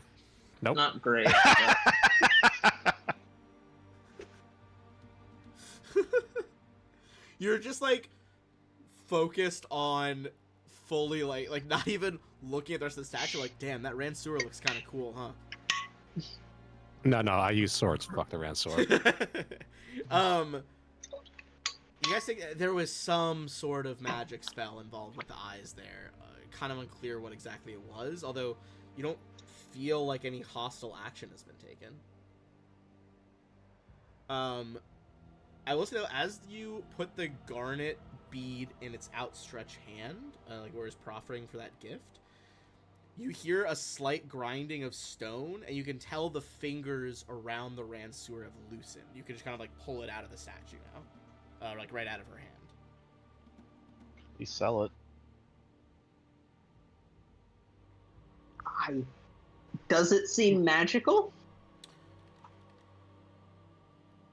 Give me a perception check on it.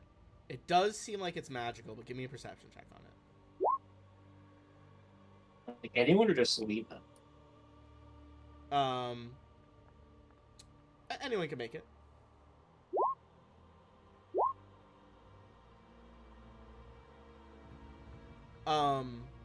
First of all, yes, it definitely is magical. On the 20, you needed a 19, so just barely getting in there. The whole thing is magical. The middle of the Ransuer's haft can be unscrewed, and presumably has a hollow section like the dagger did. Do you unscrew it? Yeah. Unscrew it. Inside of it, you realize that it is, in fact, like, not only is it a magical Ransuer, it is a very well secreted scroll case. And you see that there are 3 magical scrolls inside. One is significantly longer than the other 2. Oh. If anyone wants to give me, I would say you can just make an Arcana check on the scrolls, and you guys can make an Arcana check on the actual Ransuer. Hey Ben, if any of the magic involved isn't associated with primal, I could use nature to try and identify it as well. You can use that for.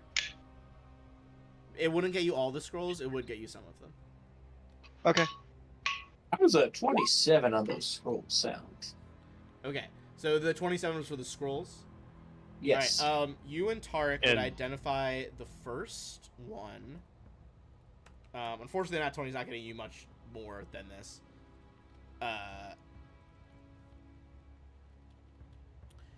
The first one is a scroll of Wall of Fire. Okay. That is primal, so you'd recognize that, Tarek. The second one is a scroll of Weapon Storm. The final one, there is a mechanic in 2E for spells that are like a ritual ceremony. That is what this third scroll is. It contains the formula for a consecrate ritual. Interesting. Additionally, on that other 16 for the weapon itself, it is a +1 striking Ransuer. Does anyone want a Ransuer over the weapon they're currently using? Is it a finesse weapon? I don't believe Ransuers are finesse weapons. It's a martial Then weapon. the big boys can have it. If it's martial, then I can't use it. I'm simple weapons. Additionally, Big boy doesn't everyone is going to want it. get 90 experience and a hero point. Oh, nice. Cool. Yeah, James, those are 4th level spells. The Wall of Fire and the Blade Sword or Weapon Sword. I love Ransuers. I think they're a crazy weapon. Bastard Base- sword all day. I would basically just a Absolutely. trident, but the two side prongs are just knives instead of being like prongs. No, they're very cool. I would absolutely be going for it if I was a martial character who is using two-handed weapons. Same. Fair, yeah, reasonable. They're quite cool. Not my favorite, but Not my favorite polearm, admittedly. yeah. There's some other pole arms that I like better. Always been a but- bit of a halberd man. Interesting. They're cool. They're a spear and an axe. I've always been partial to Sometimes a blades hammer. personally. Ooh, a glaive. If I had to pick a different one, a glaive is a good follow-up. Glaives are really cool. They're one of the few primarily swung pole arms. Yeah. Same with Yeah, I got- they're Pole related axes to are there too as well. Naganatas are pretty cool too. Yeah. I gotta rep the halberd. I don't know if Ari's watching or not, but it gotta rep the Phoenix Guard. So I'm definitely about the halberd life. My I'm a Halberd fan as well. my current Space Marine list is like Space Rocks Operation Halberd or something like that. Nice. Yeah, Space Rock Operation Halberd. Does So- it seem like? Sorry. I was just gonna say, speaking of Space Marines, I've recently become interested in the Blood Angels, Ooh. or not the Blood Angels, the Blood Ravens. Ooh, okay. We can discuss some good lore about the Blood Ravens later. Those Yeah, let's not- thievy bastards. Yeah. This They do be thieving. Okay. What was your question, Sylvina? I was just gonna say, is there anything else in the room, or is there anything else on the statue? Like, No. That appears to be like all. It was that. The only thing of the Okay. statue that's not just like red marble was the weapon. And then you saw that there Okay. was scrolls inside of that. can any of us actually use consecrate? I think I can. Let me check. I think consecrate is also primal, right? Hold on. The consecrate ritual. I have not looked at rituals at all. so- Rituals aren't as strict about that kind of thing. Usually the way rituals work is there are like primary checks and then secondary checks. Someone has to make the primary check and secondary checks can support it.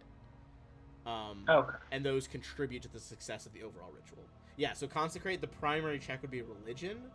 You could support that with crafting or performance. Okay, so primary check is religion. Correct.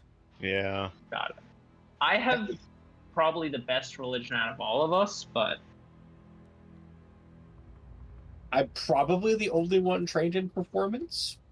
I'm also trained in performance. Interesting. Okay. But if you're doing the main thing, then Yes. the performance secondary would be by cup of tea. Yeah. I'm trained in performance as well. I So, was. Did we just come down here to finish clearing this place out? Is Yeah. at it? Well, Xanthus wanted us to check out what's over this way, down the tunnel. Yeah. Right, down in the tunnel of Explodium. Yes, the Well, let's tunnel go- of death. Well, let's go do that, and then You also, I think we're we can going to talk look about more at spells later. the energy channeling room to see if you could take some rubbings of that or see if you Yeah. can notice anything additional, basically. I can do that as well. Might as well do that first in case we have to make a quick exit. I think Tarek can do that. He's would be. Yeah, I would do that. Well, I can do that. Okay. Would you need to be magical to use a scroll? Let me see how scrolls are activated in this one. I know you can activate them for free if they're on your list, I believe. I think you can also activate them without that. Because weapon sword is an interesting option. I just don't know what marshal would have a 4th level spell slot to use it. To cast a spell from the scroll, it must appear on your spell list. Okay. However, the benefit of that is it does, you get to use your spell attack rolls and spell save DCs. Okay. So, do you want to take the Cloud of Knives and I'll take the Wall of Fire?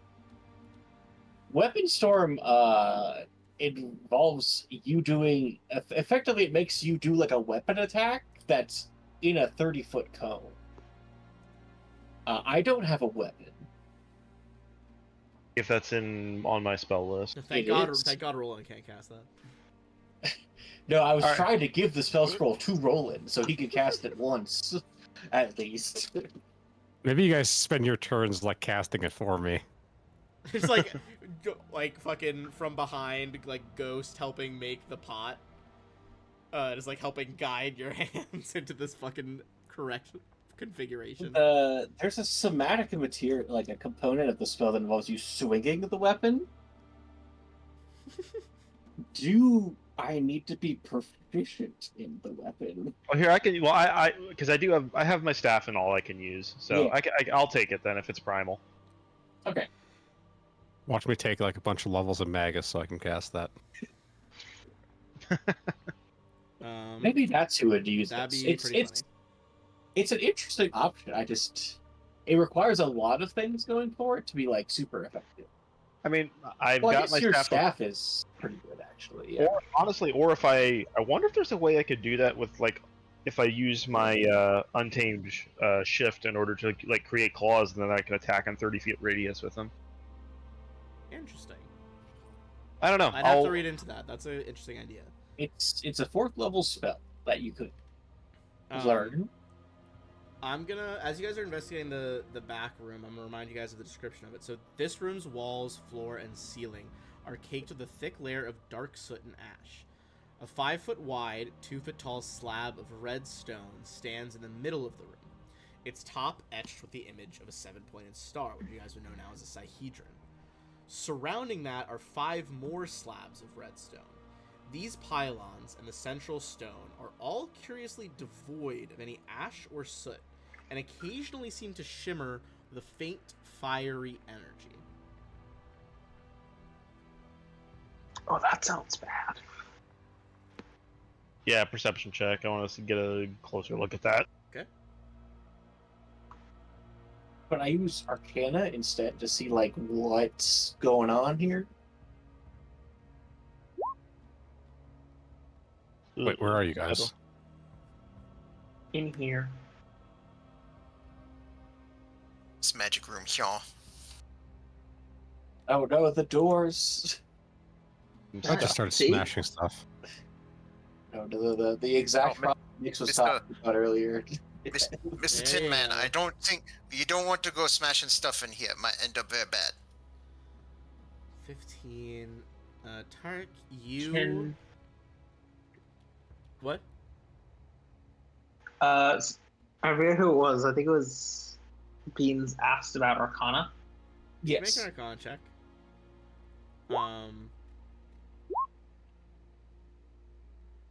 About the same as last time. You guys do still know that this is some sort of focus. It would be less about generating power, and primarily its focus is directing power.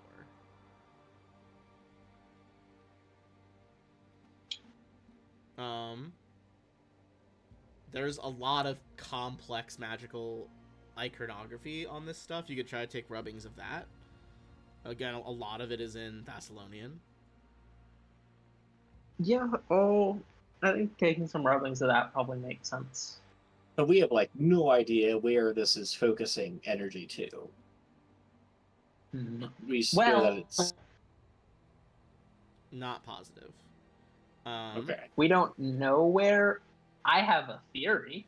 As you take the rubbings, you see some of the soot begins to stir, begins to reconfigure into the shapes of bones, and a deep heat begins to fill the room as they turn to look at you. That's probably not great. We're gonna roll. I don't initiative. like that name.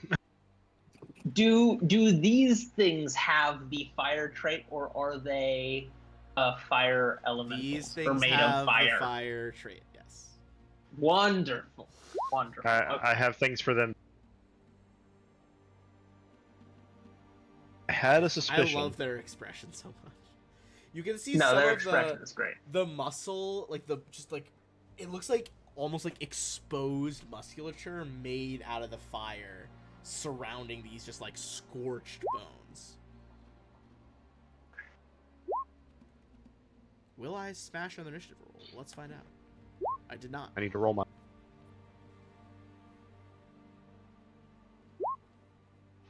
All right. Reset the turn rounds. Whoops, sorry, I forgot to. Oh, we I had just the order. just everyone rolls 24. I see. Yeah, what the fuck? What is this nonsense? Oh, ain't that something? Who's got? All right, Gangini's got a +6. Lupin has a +8, so Lupin is over Gangini. Tarek has. What do you have? Wait a minute. I should be at 20. I rolled a. It says 20 on my perception check. I don't know Oh, why it's yeah. giving me an additional 4. That I don't know. So it should be Because you Lupin. didn't Okay. click initiative, and Lupin, then me, it was okay. your initiative from last time. I probably forgot to click Ah. my token. Gotcha. So it'll be Lupin, Great Gangini, then Tarek, and then the rest of the order. All right. Our currently elven-looking friend, what are you doing? And if you want to, you can make a free religion roll to try to figure out what these things are. Sure. I'm gonna get a mighty +1, so maybe that'll do something. 11. Most assuredly a kind of undead. Certainly a rarer kind, like not like a zombie or anything like that. You're not quite sure, but they are undead indeed. All right. So I guess for now, I'll just go ahead and first action stride down to the south here. Doop. Then go ahead and attempt to attack this one with my rapier.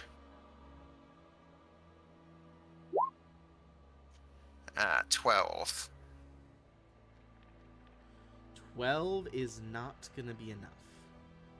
All right, and then I'll just third action, just take 5-foot step away. Doop. That'll do for me. All right, the Great Gangini. All right.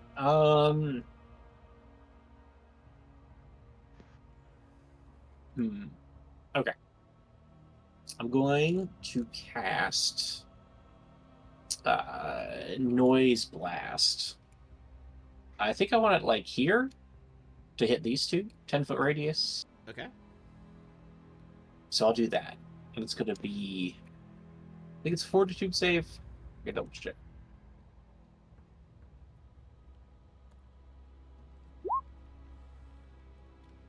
Alright. Yeah, DC 20.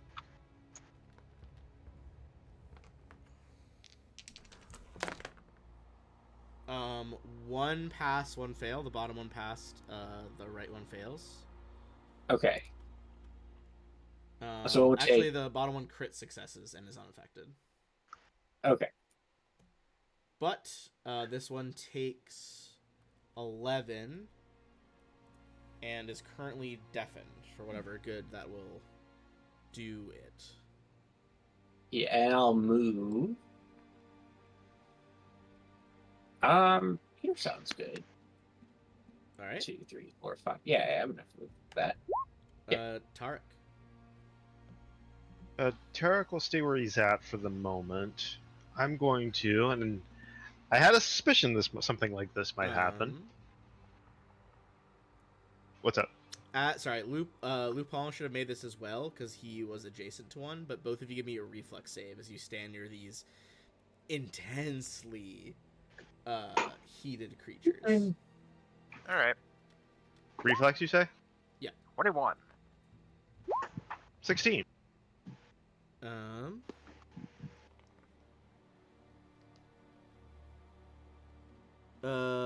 That is. This is just a save or suck ability. So you, Lupin passes. Tarek, you take 3 fire damage. Okay. Not terrible.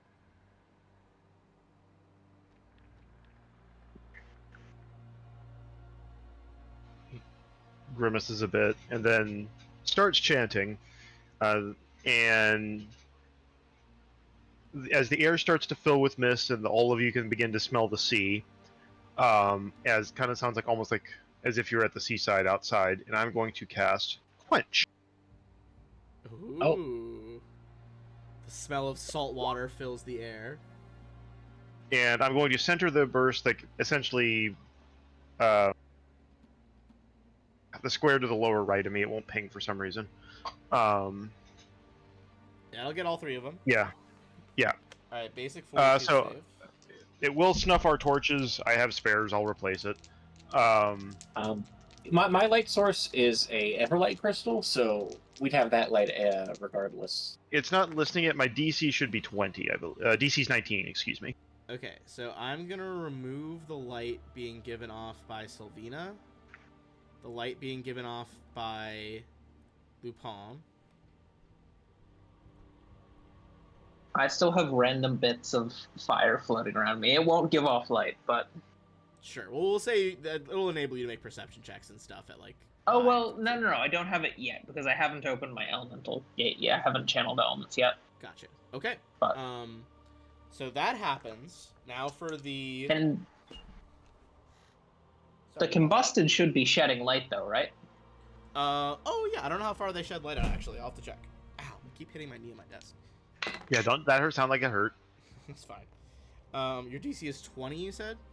19. 19. Okay.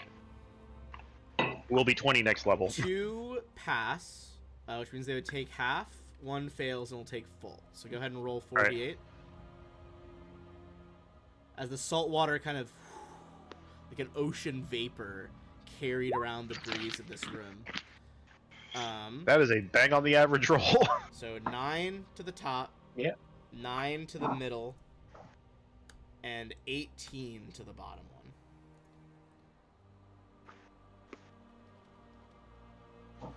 You hear them Alright, like so that's 2 scream in annoyance, and as the water soaks over them, you see that they appear to all have taken additional damage because that was water. So that's 2 action.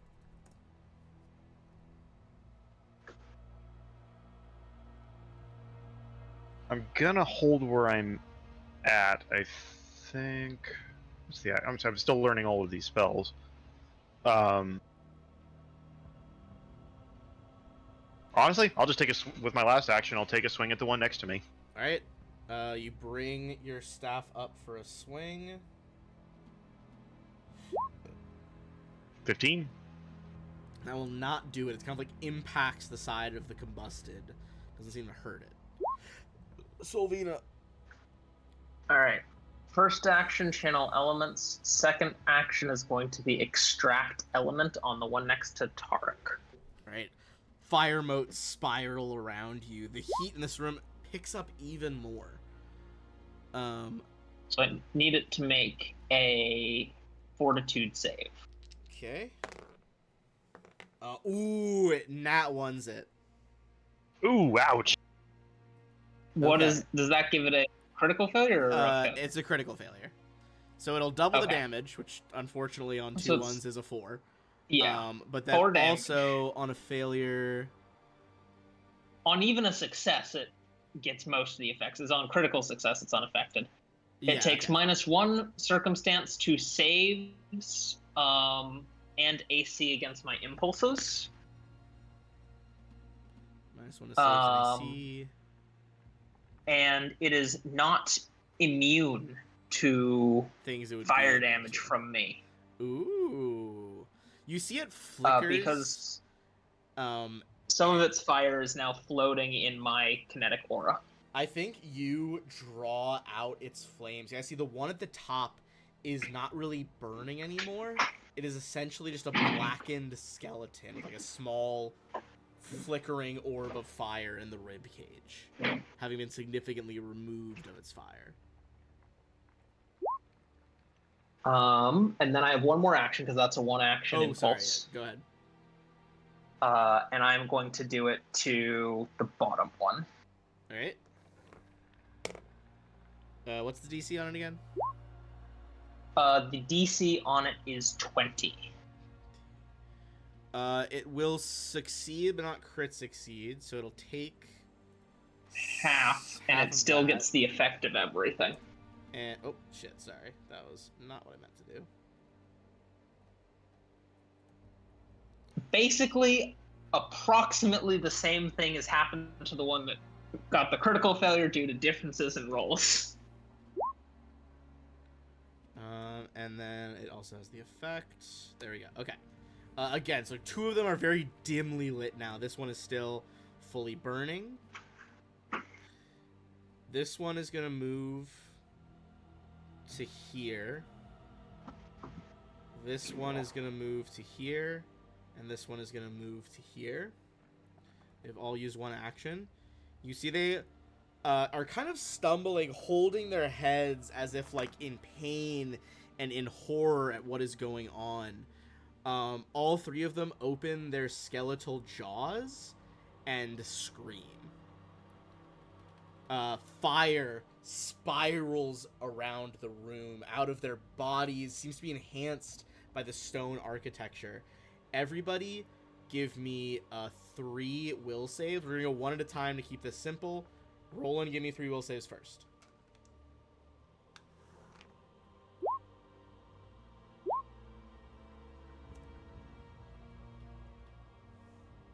Okay. Keep track of the ones, like, keep track of your passes and fails. We're gonna go one person at a time. Roland, yours is pass, pass, fail. Yep. Next, Great Gangini, give me 3. Pass, fail, pass.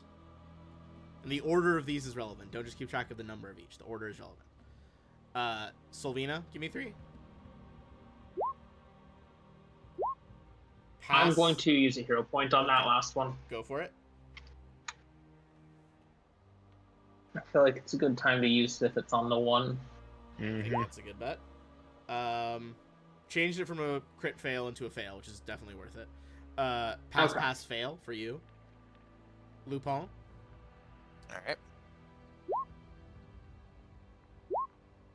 Fail, fail, pass. Alright, I'm gonna go ahead and hero point my first one. Okay. Okay, so pass, fail, pass. And Tarek.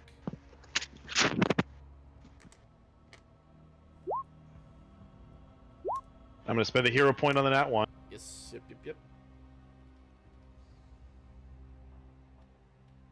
All right. Hopefully that all passes. Pass, pass, pass. Okay, so if you passed, you will take half of the damage on each one of these screams. Fail, you'll take full. So whatever, keep in mind whatever you got for the first one. The first iteration is either 17 or 8.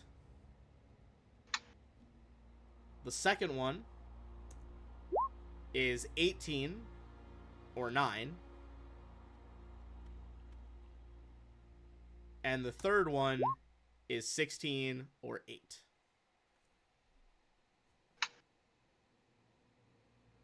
Ow. I'm That not was doing unpleasant. well. Yeah, me neither. Sorry, what was the Additionally, first one? The first one was 17 if you failed, 8 if you passed. All right.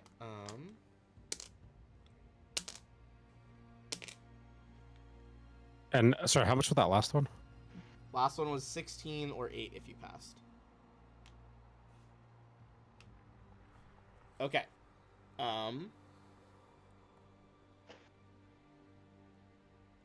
And if you failed any of them, which I think is everyone except Tarek, you are currently frightened 1, which should be an effect you can add on your sheet. Not enough to make you flee, but it is there. What does it do? I think it's a -1 to a bunch of stuff. It's basically minus equal to the number of frightened. I'll double check. Take a status penalty equal to the value.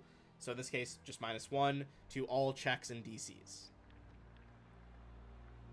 Unless otherwise specified, at the end of your turn, it'll go down by 1. All right. All of that happens. And then for their final action, they are each going to punch one of you. Tarek gets 1 punch, Sylvina, and then Lupone. Tarek, 14. 1 action. Miss. Yeah, the howl is 1 action. Hopefully, they can't do that every turn. Sylvina, 21. Yeah, that hits. Okay, you're gonna take 9 damage, and you are burning for 1. Okay. Whoops, that's not the one I wanted. I need to How do I get rid of burning damage? either get hit by water or I'm just gonna use that for. Oh, there's the fireball thing. That's what I wanted. I need to put the actual Pathfinder dots on here. I thought I'd already done that for some reason. Oh, I guess I did that in our other game, not this game. That's why I was confused. That, or you can take a reflex save to basically pat yourself out. Okay. That is the end of their turn. Roland. Or Roland. Sorry, not Roland. Can I shove these nerds out of the way to get past? Yeah, you can move through allied squares freely.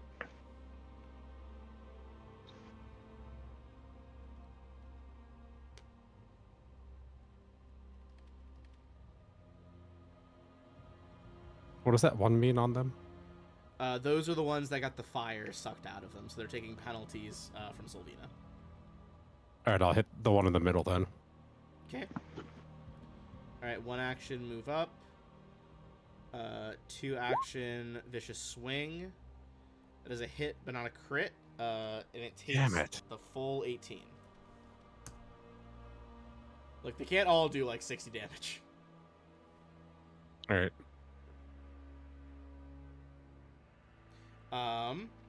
Lupin.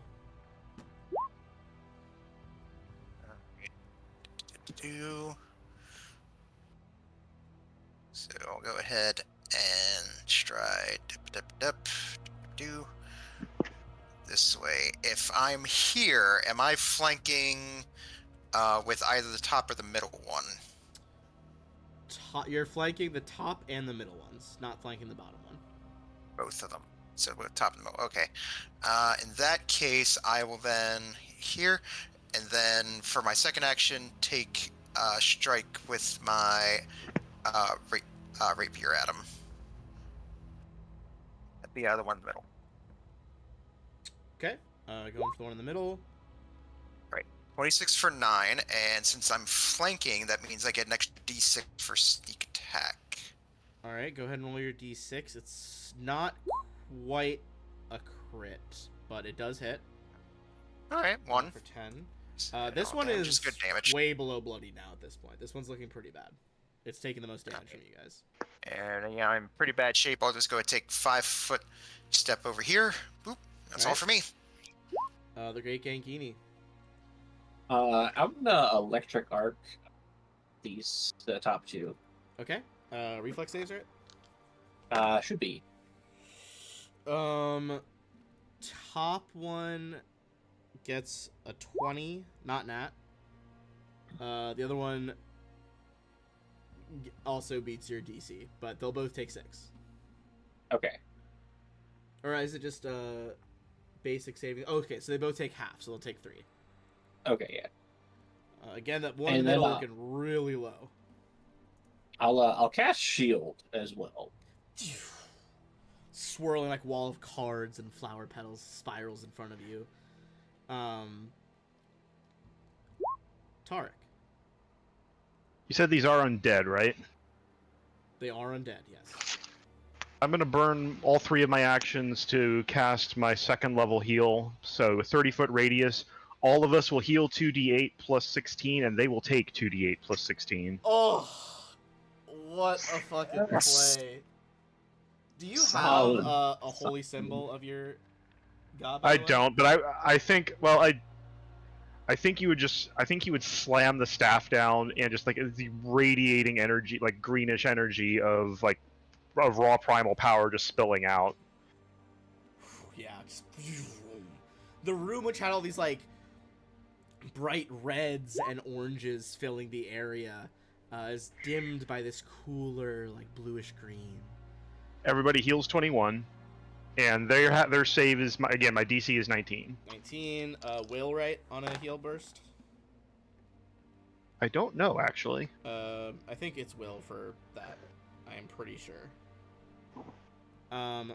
Fail the top one, middle one fails, bottom one. It gets a basic fortitude save. Oh, it's fort. Hold on. Yeah. It says yours is 19. Yes. Okay, in that case, it's pass, fail, pass. Their fort Okay. is a little bit better. But even on like the guy that failed in the middle is already very close to death. He is toast.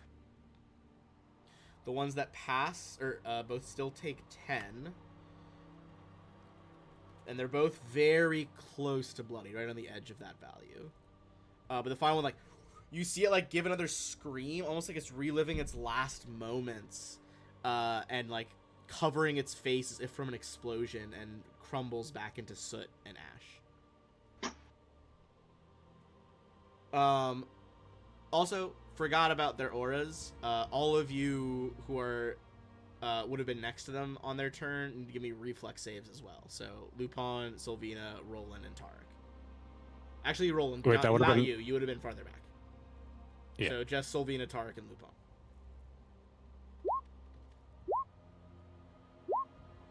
All right, there are my 3 reflexes. Just one. Oh, wait, sorry. Yeah, they did all touch you. They did all touch you. I forgot about that. Sorry about that. Yeah. No, they all touched me, so it should be 3, right? Yes, yeah, you are correct. I did not do the math correctly. So 10, 26, 17. In case, do I need to make a second one? You need to make a second one, yes. Cool. I'm good. Yours were, sorry, Sylvina's yours were 10, 26, and what? 17.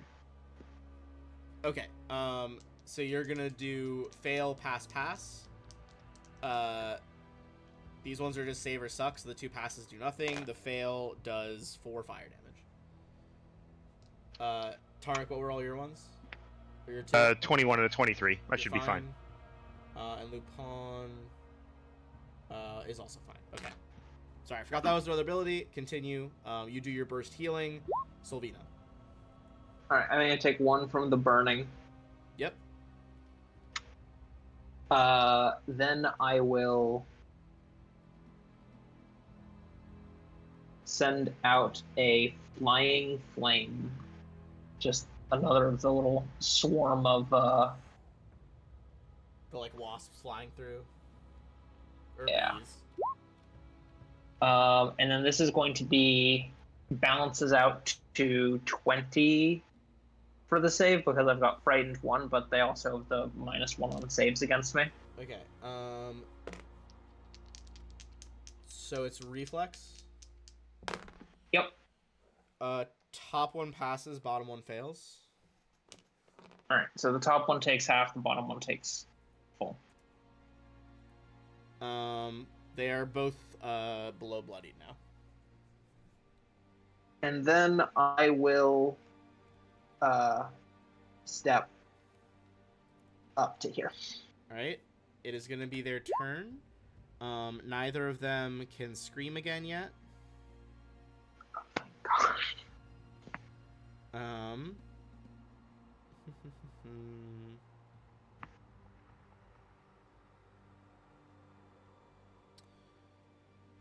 Make some dice rolls here.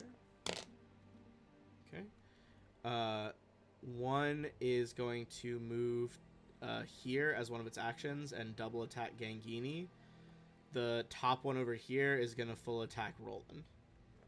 I don't know why I keep adding a D. Okay. Roland, we're going to do your 3 first.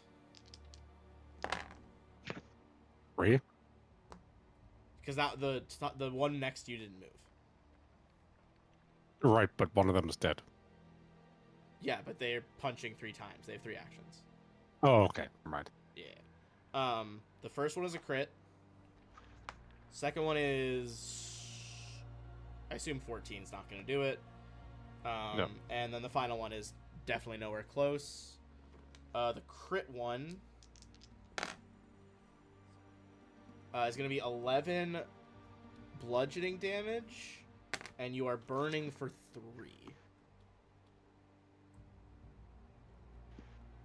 So Roland takes 11. Now the 2 on Great Gangini is another crit on one of them, and 24 on the other one. Yeah, those hit. What's your AC normally? 19 with shield. Okay. Crit one first. That is going to be 12, and you're burning for 4. It'll be basically whatever burning value is higher. They don't stack. 12, and then another 8, so you take 20 total and are burning for, unless this one gets higher, no, burning for 4. I'm gonna use my reaction to use my shield to reduce the second one by 5. Okay, so you only take 3 damage from that one then, so, 15 damage. And you are burning for 4. Roland, it is you. I'm gonna try to kill this fucker in front of me.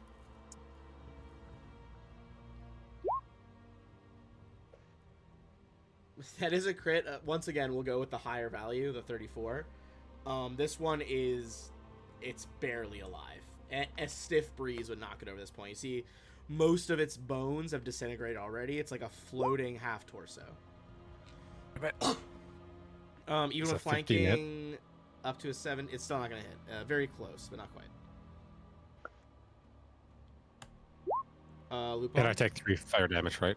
Yeah, you take 3 at the top of your turn. Lupin, is your turn. You have one that is any damage will kill it, and then one that is bloodied. Alright. In that case, I'll go ahead and dupe over here. So stride there. Oh, good. The flood warning got extended for even longer. Love to see it. Then I'll go ahead and try attack this one with my rapier.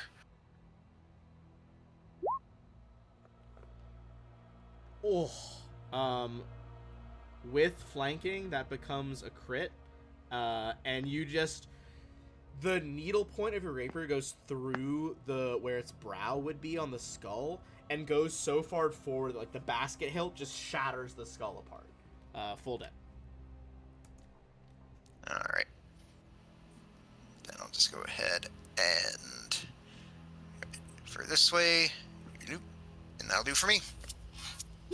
Alright, the Great Gangini. Alright. So I'm in melee and I'm on fire. Okay. Correct. Okay. So you take 4 damage right off the bat.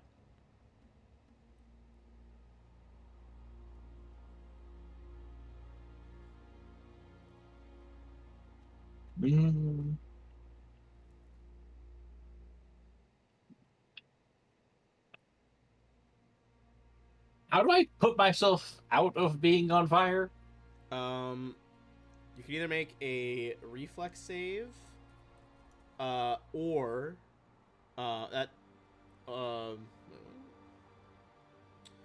or you can have any water put you out, basically.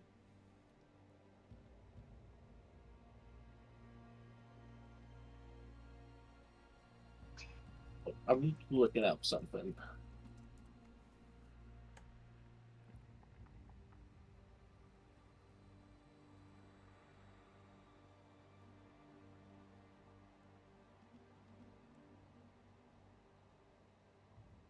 Oh, actually, you can double the amount of burn damage on a crit. I did not do that, but I'm not going to do it now because I forgot about it. Okay, so... Sorry, you don't actually need to make an action. I thought it was a one-action thing. Once you take persistent damage, you can just make a DC 15 flat check. So Flat check. Yeah, so just Okay. roll a d20. If it's 15 or higher, you're not burning. All three of you that are burning can make that because you all have taken it at least How about a once. crit? All right, your flame guess I'm goes not out. burning. Swirl your cape and put out the fire. It's a Sylvina, reflex save, you said? you don't need to. It's just a flat check, so you're good. You're not burning anymore. Oh, okay. The All condition right, ends. I with- get. Solvina and Roland can also make those checks because you both took damage once already, which would then let you make the saving throw or the flat check. Okay, Sylvina's still burning. Oh my god. Roland and Ganginer's like, nope, fire out. Fuck that. Okay. Okay. And you still have your 3 actions. You had all 3 still. Okay. 5-foot step.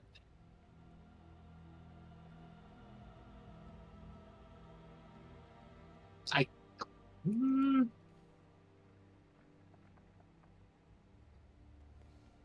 I guess slashing gust is better on just one guy. So we'll try that. Well, there you go. Okay. I guess I'm doing 10 damage. Oh, and he gets he gets 2d4 persistent bleed damage. If the 20 damage doesn't kill him outright. So the spell one doesn't like this looks like it's adding it additionally, unlike the weapon one. Oh, is it added? That's so weird. Why is it different? I don't think that's how it's supposed to be. A spell attack roll. 'Cause The it critical should- damage The crit- on Slash and Gust does not look like it is rolling dice. Yeah, that's Okay, not, that's definitely not correct. so I should be, guess it's 'cause just it should doing- be it should be doubling it. So it should be roll 3 more d4 Okay. because the regular gust is 3d4, which is 10. So add another 3d4. Okay, another 12. So 22 as the air is boom rips like a blade. You see a bunch of its fire like flickering away as you chop off one of the bony arms. And then crazily enough, they are not immune to bleed. Okay, I was worried about that, but he has 6 persistent bleed damage. Are they not immune to bleed? That's crazy. Are undead not immune to bleed? He's bleeding fire. Yeah, I guess it's just bleeding life force. Okay, yeah, he's bleeding for 6. That's crazy.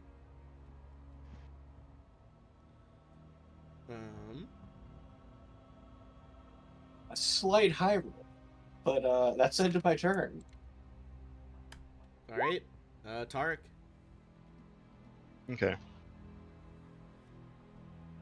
Move around here to set up a flank. I don't. Pretty low.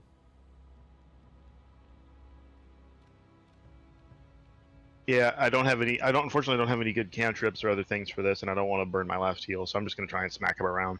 Okay. 1 action move or stride. 2nd action strike. A big ol' miss. That's not gonna do it. Yeah. There we go. That will do it. And with one last swirl of your staff, you crack the bones apart, and all 3 are dead. Sylvina, take 1, and then see if you just get rid of this burning condition. We can stop worrying about it. Exactly what you needed. So take 1 more damage, and then you're not burning. All right, we are out of combat.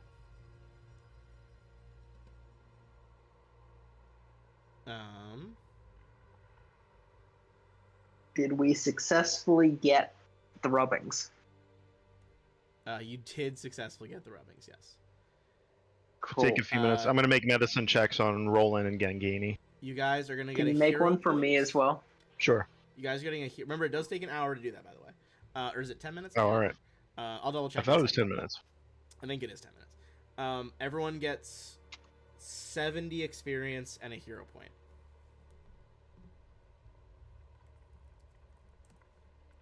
And did I give you guys XP for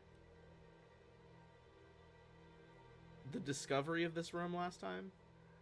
I don't remember. I don't think I No. did. I'm gonna say I'll since you attempt got a the medicine rubbings check now, you guys give yourself an extra 60 XP on top of that. So I have us at 598. That's where I the have same us. calculation. A little over halfway then. I'm gonna try a medicine check on Tarek while he's doing mine. Okay, you guys are doing each other simultaneously. Roll yours first. Okay. I'm gonna hero point that since I have a couple. Just two doubt mine will get better. guys ineffectually bandaging stuff. Oh shit! What a reroll! So you get to heal him 4d8 instead of 2d8. I take it back. It's just rolling this to get it effectively. Ugh. Not the best crit, admittedly. No, but you heal 13. Yeah. And then I'll roll again for Gangini and then Solina. Man, the Great Gangini health pool really is a roller coaster of emotions. It's true. I will also say, they all rolled different numbers on how many turns it would take them to get back their screams. If this guy had lived past Sylvina's turn, he was about to go, and his scream was back. He was going to do it again. Ugh. Oh. Alright. Beans, you heal 8. Okay. And then Solina.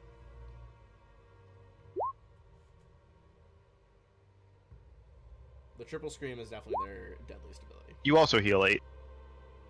Alright. I think I will use one of the lesser potions on myself. Yeah. Which I believe is 2d8 plus 5. Lesser, I think it's 2d8 plus 5.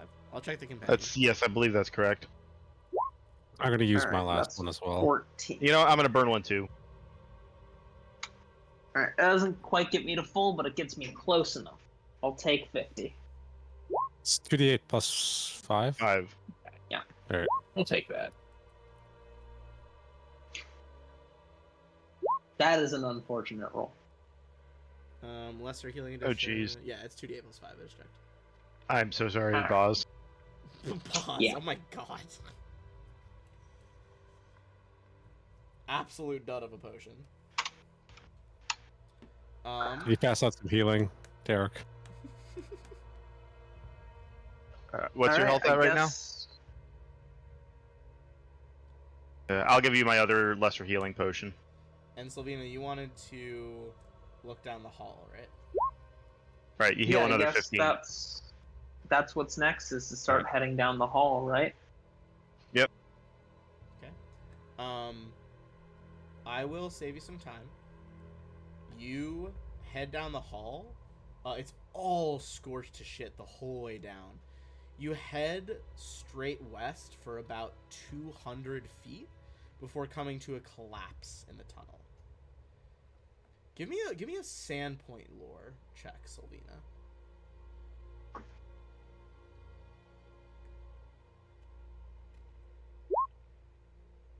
$26. You guys have seen all the rooms down here, so I'm gonna bring us back to the Sandpoint map real quick.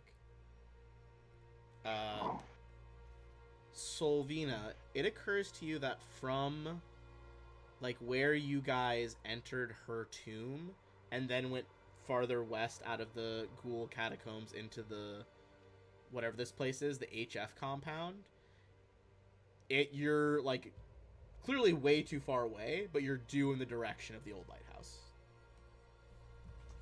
Okay. Cool.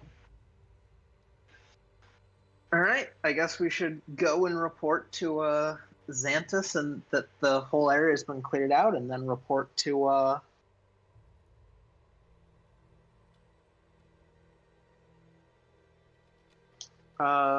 Broderick. Yes. Sounds good to me. You probably have some interesting things to say.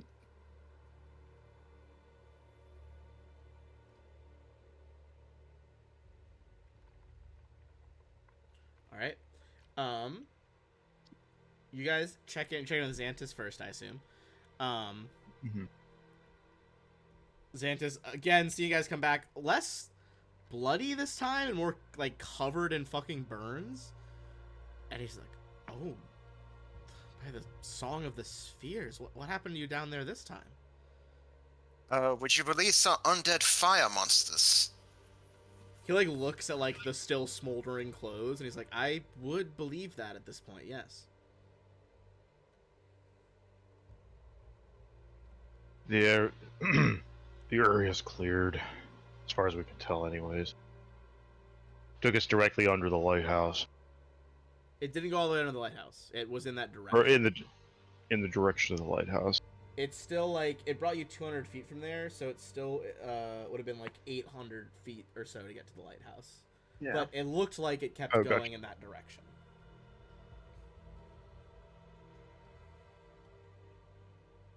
There was a big room in the inside as well that had a lot of doors that seemed to be related to the ritual that the demon was doing. It seemed like it was to get some magical scrolls and a weapon. Okay, you got some scrolls and a weapon. You said it's headed toward the lighthouse? Yeah. Yes. Tarek kind of ponders for a second. He's just like, I know that Brodert Quink and his group, they have done research on that old lighthouse isn't like a building from our town. It's I think it has Thessalonian origins in the ruins, but I know they did research on it. Sorry. That's interesting. Because we know now that when it was Thessalonian, it could not have been a lighthouse. Correct. You know, like this is like so far away from the actual coast back then. Yeah. We have a map that I'm gonna put up on the wall of my room. Anyway, but it shows where like Pin it this over your is bed compared so you to can, the like, coast. look up at it. Yeah, I'm just gonna put it on a wall. You know, I think it'll add some character. It's some good ambiance there, yeah. This ancient, like, 7,000-year-old map. Honestly, Tarek might I make can't judge. Literally behind me on camera is a bunch of old video game maps. So, like, who am I to judge? Yeah. They're all right. I do think Tarek would sketch that as well. Like, at least get a smaller version of it on a parchment. Yeah, but just there's no way that was a lighthouse at the time. Just it's not possible. But it did seem to be related to some rasp thing, apparently. My guess, that's where the current coastline is. It's called the rasp. See, he thinks that he's like, I only know it as the Lost Coast. I've never heard it referred to as the Rasp.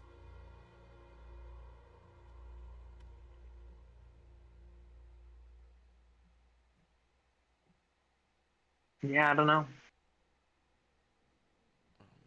I suppose Broder might know more, but yes, I'm not at all positive as to what that would be. All right. Well, we can go discuss with him. I do appreciate But you making the town safer, and I got word while you were down there.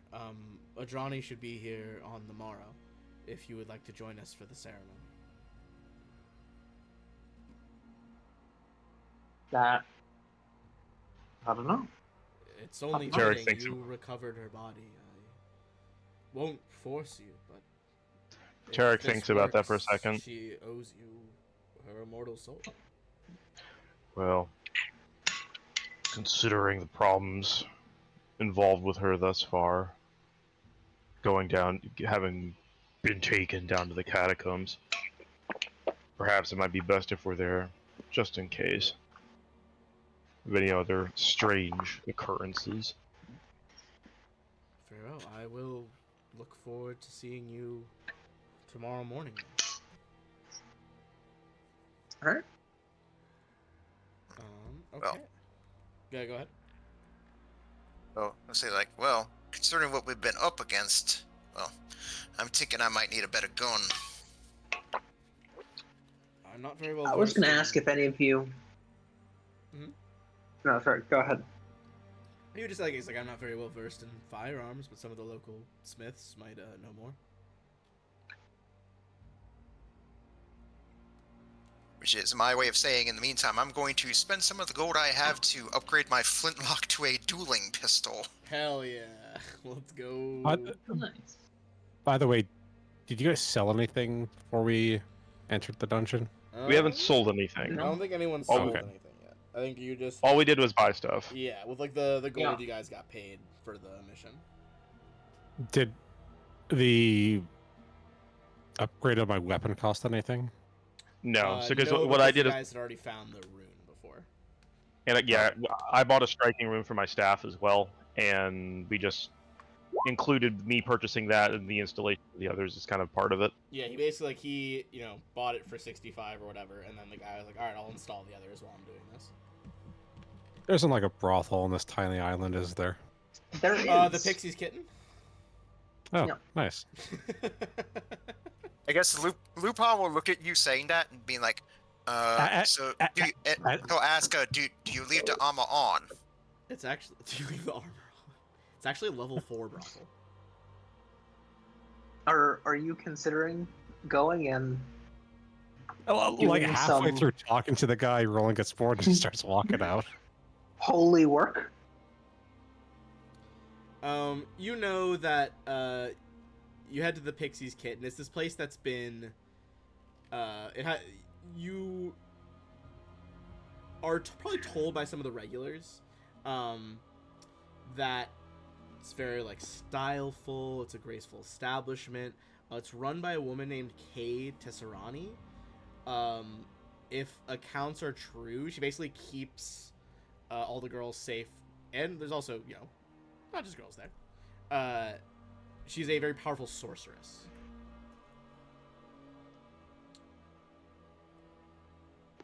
But yeah, you can spend some gold there. I will say however much gold you want to spend is up to you. The more you have, the more impressive it will be. But I'd say it's probably at least like a gold piece to spend some time there. 15. 15. You, some of the other regulars are upset because there are several less available people here than there were normally. As Tesserana's like, I'll bring you up to the main room. You see she, like, starts pointing out, like, several people to come follow you all up there.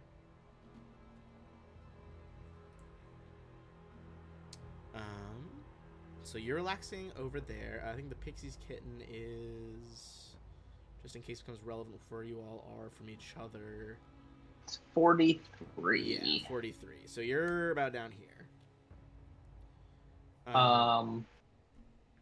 If he said he was planning to head over there, I would probably just ask him to ask Kay if she has any work that she needs me to do. Ooh, interesting. Hold on.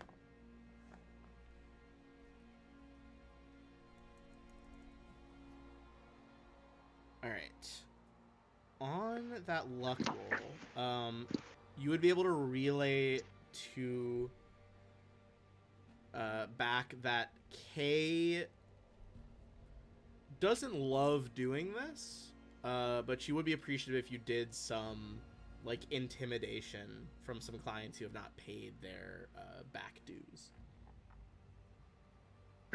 I will. Which could also be persuasion. Then- She doesn't care how you do it. As long as you're just like, I will. Do you want me to go do it? I was gonna say I will do Whisper on the Winds to just ask her for the names. Okay. Yeah, you get a reply. Let's go. Like a whispered breeze kind of curls around, fluttering your hair a little bit. She relays you the names. All right. Stop. All right. You're doing that. You're getting the dueling pistol. You guys are headed to Brodert Quink. I'm gonna say before we get to Brodert, I've been really bad about the spacing of this episode, but let's take a quick bathroom break before we do that. All right. All right. Okay, I'll be right back.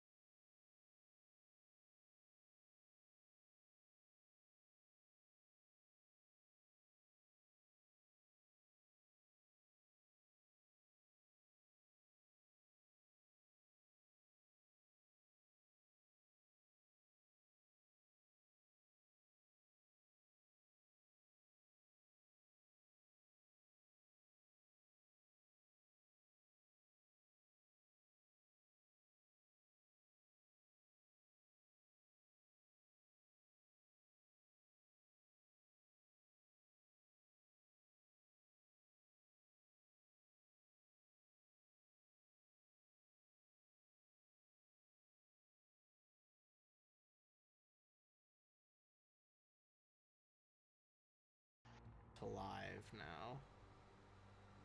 Okay. There we go. All right. Now we're cooking. All right. So we left off before the break. We were going to talk to Brodert Quink.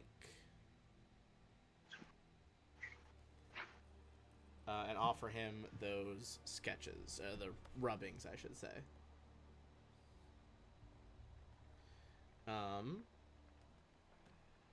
You guys finish your various tasks. I'm gonna say, Sylvina, if you want to make a,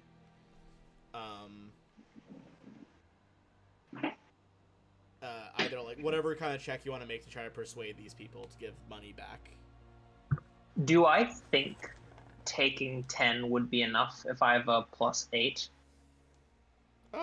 Yeah, I would say in this case.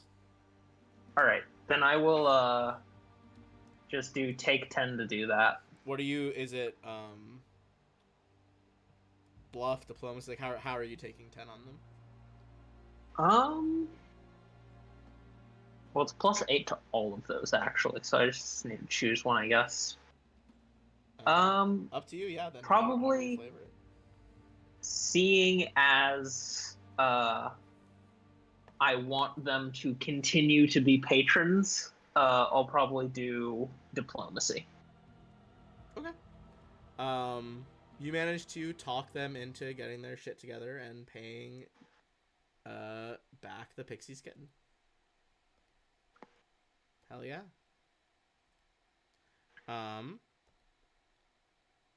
You guys finish up your various tasks. Heading over to Brodert Quink. You got your guns, all that good stuff. Do we want to sell that Ransour if nobody's going to use it? It sounds like no one wanted Yeah. it, so I would say yeah. I'm happy to keep it on my wall with the map if you guys don't want it, but selling it's probably a smarter idea. Yeah, I would think so. I would her fetches a fair penny. Mm-hmm. Yeah, I'd say you can. I mean, keep in mind selling it for half. But Yeah. I think before we sell it, we should try and sell it to the Thessalonian scholars.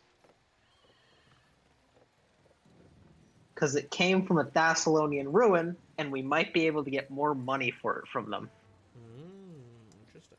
Ooh, It I makes like the way you sense. think. Well, you know, it just seems like something they would prefer to some random person. All right. You head to the end of Tower Street to Brodert Quink's house.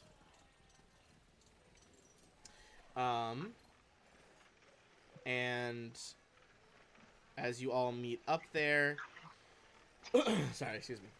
He was like, "Oh, you're back again. Did you find anything more?"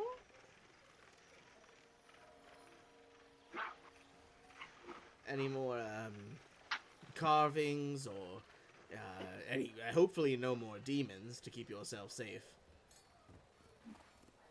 It was flaming undead this time. Flaming undead, really interesting. We found a number of things we think you all might be interested in. We found some papers. We found an old map that kind of shows the old region before this was a coastline. We took some more rubbings, and we also think that the tunnel would have continued in the direction of the lighthouse. Oh, the old light. You know that's just what they call it locally. They call it the old light. Does the term the rasp mean anything to you?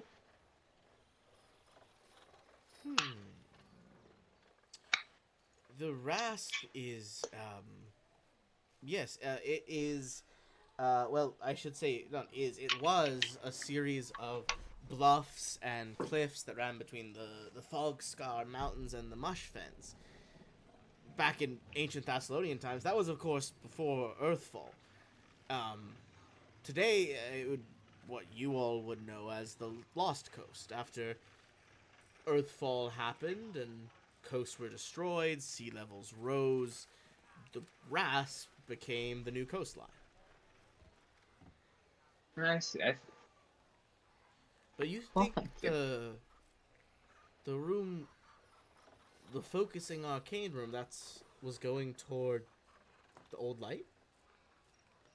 It seemed to be going in that direction. We don't know if it was going, directly there or somewhere nearish to there, but that's certainly the direction.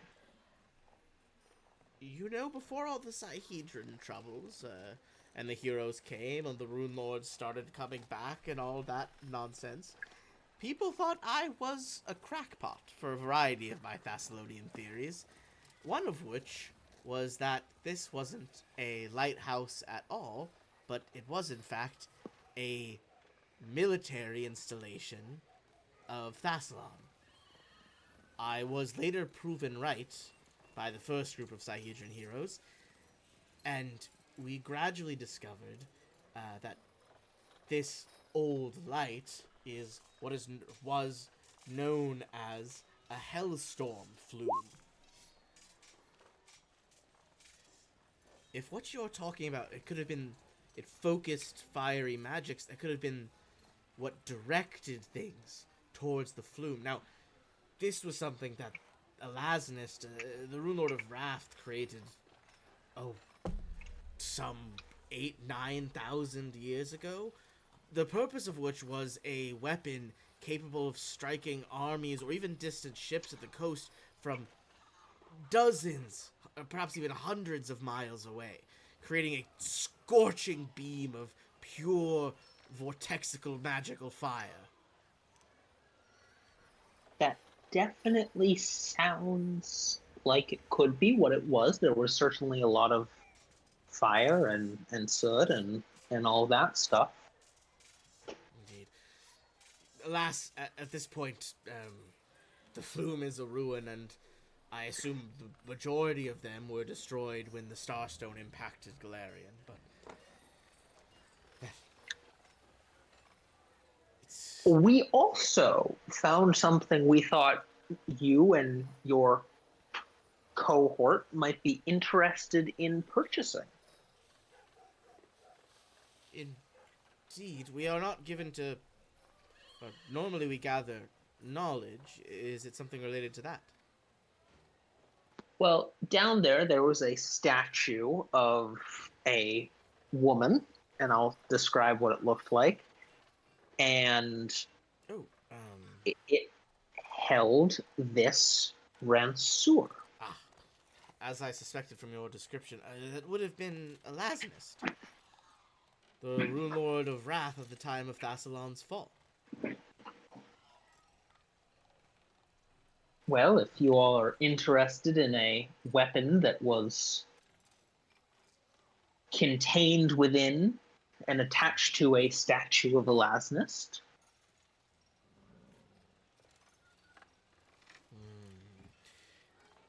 Perhaps we'd be interested in studying it. I suppose it could have some significance for her. She, this is good confirmation. I thought it would be her location. She was known to consort with a variety of demons. I think she liked that they shared her passion for, destruction.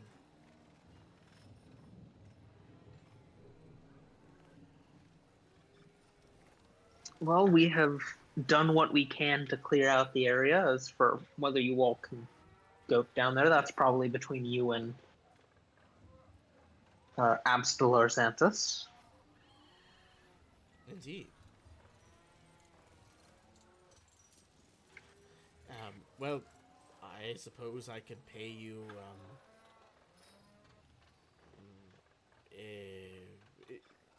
perhaps 75% of what it would be to buy a new Magic Ranseur? Which is a little better than a 50% selling price. I mean, do you all want to take that? Sure.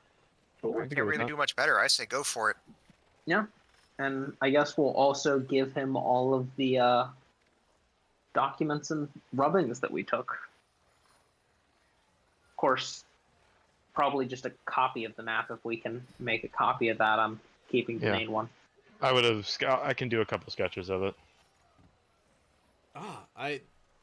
This must be what it was then. It said the HF compound, the Hellstorm flume, I'd imagine. Makes sense. Truly an interesting find. It makes me believe that what is now Sandpoint, had even more of a military location than I would have thought. Military significance for her section of Thassalon, even if it was sometimes at war with the others.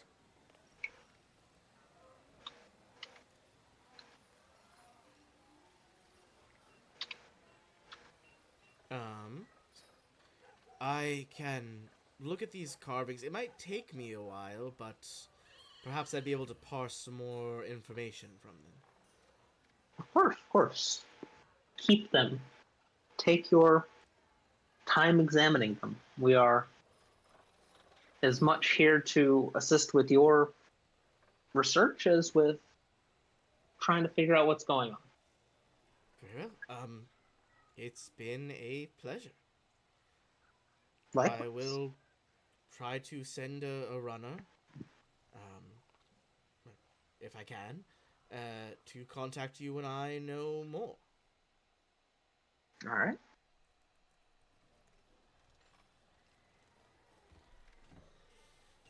All right. You guys finish up with Brodert.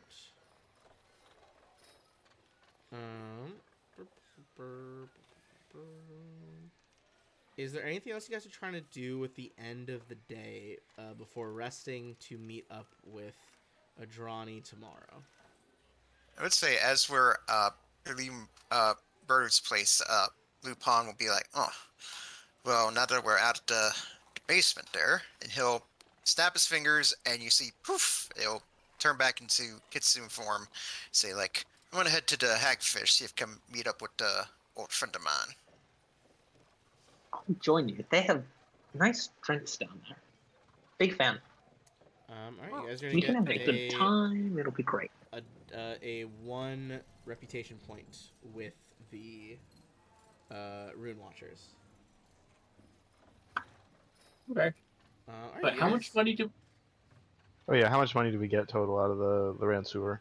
I don't remember off the top of my head what a +1 striking Rancer would be monetarily. Okay. But 75% of that. Didn't Xantus say he was going to give us some more money as well? Yes. He will probably give you guys. He said he was trying to scrounge more up from the coffers. He could probably do that after the ceremony tomorrow. Okay. He's basically trying to pull some out of like the repair and refit fund that they have. Gotcha. So wait, how much do we got? Nothing yet. Nothing We'll get yet, it after but- the ceremony. Yeah. Two of you head down to the Hagfish.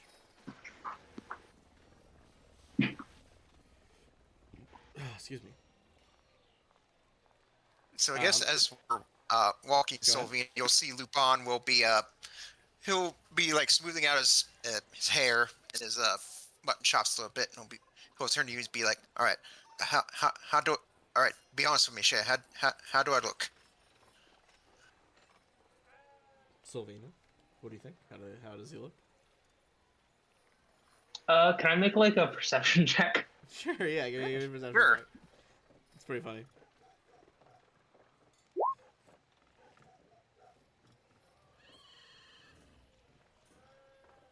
How well do I think I you feel look? like visually he looks pretty put together. Maybe a bit like some of the clothes are still a bit burned, but with the magical transformation, he's a bit more polished than the rest of you were after all that. And I was gonna ask you, how do you think Solvina sees you? Do you think she sees someone like nervous, confident? How much do you think she sees? Tell you what, like generally, like I said, like I think everyone would have noticed this, that Lupin always seems to carry himself with this like sort of like cool, cool confidence. I guess for lack of a better term, big you know what energy. Yeah, I Um, think. I mean, you look like you're getting ready to have a good time. That's the way it should go. You've got this nice kind of singed look and a bit of a kind of charcoal smell. Uh, it's honestly, I think it's an improvement over the way we smelled last time we came out. It's a bit Oh, more smoky and refined, you know? hell all yeah. right. Get a Well, few drinks in, have some fun. I think you'll be the talk of the tap. Well, if I'm not, but then again, I'm normally, making a mess of everything, which is fun in its own way. But all right. Well, hopefully my friend. He seems like he's about to say something else, but he stops and says, "My friend will be there." ooh, fancy. Though I would caution, you know, better to just have have a good time, not get too tied up in the individuals. What's the saying? Is love the The food, fine not the chef. details. Love the food, not the Uh, chef. That's huh. one of the Calistria aphorisms. So Oh, hell yeah. Love using the aphorisms. He That's nods a and great strokes his chin a little aphorism. bit. yeah, It's like, huh, never heard that one before. I have to use that. That's Yeah. really good. it is really good. I like that one. Uh, Honestly, I was thinking this earlier. It's no wonder I love the Ultramarines. The whole thing is like courage and honor. And I always loved Iomade, and one of her aphorisms is like for victory, for the heart. And that's same vibes. Yeah. So you guys head down to the Hagfish. Pretty busy. Um, you head in, we're like talking, laughing. This popular tavern is run by Jargy Quinn, this like older, like middle-aged human tavern keeper. He's like a good guy, but like a little scummy. And you see there's a lot of stuff on, offer right now. The normal specialty of crab and clam chowder, Jargy's Reserve, which is like a special shot of Shackles rum that he makes, some nice pies, and there is what he calls the Hag's Challenge as a drink, which is the old Murder Maw stout beer with a splash of hagfish slime, a disgusting eel-like creature that lives in the bay. Additionally, you know that any locals can get their name carved into the beam above the bar simply by completing Nora's challenge. Nora, being his gross pet hagfish he keeps in a tank on the bar, all you have to do is drink a whole mug of the slimy water from her tank, as hagfish continually produce more slime.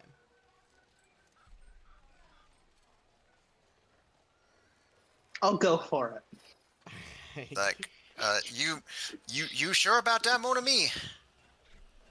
Yeah, Because I last time I saw somebody doing that, they spent the next 3 days out by the river puking out the guts. I tried it a couple times before. It'll go You fine. just gotta finish the whole mug this time. Give me Yeah. a fortitude save. 28. It's gross. It's real gross. It's like it tastes like salt water, but it's like the viscosity of like liquid Dayquil. Oh gosh. Just truly horrible.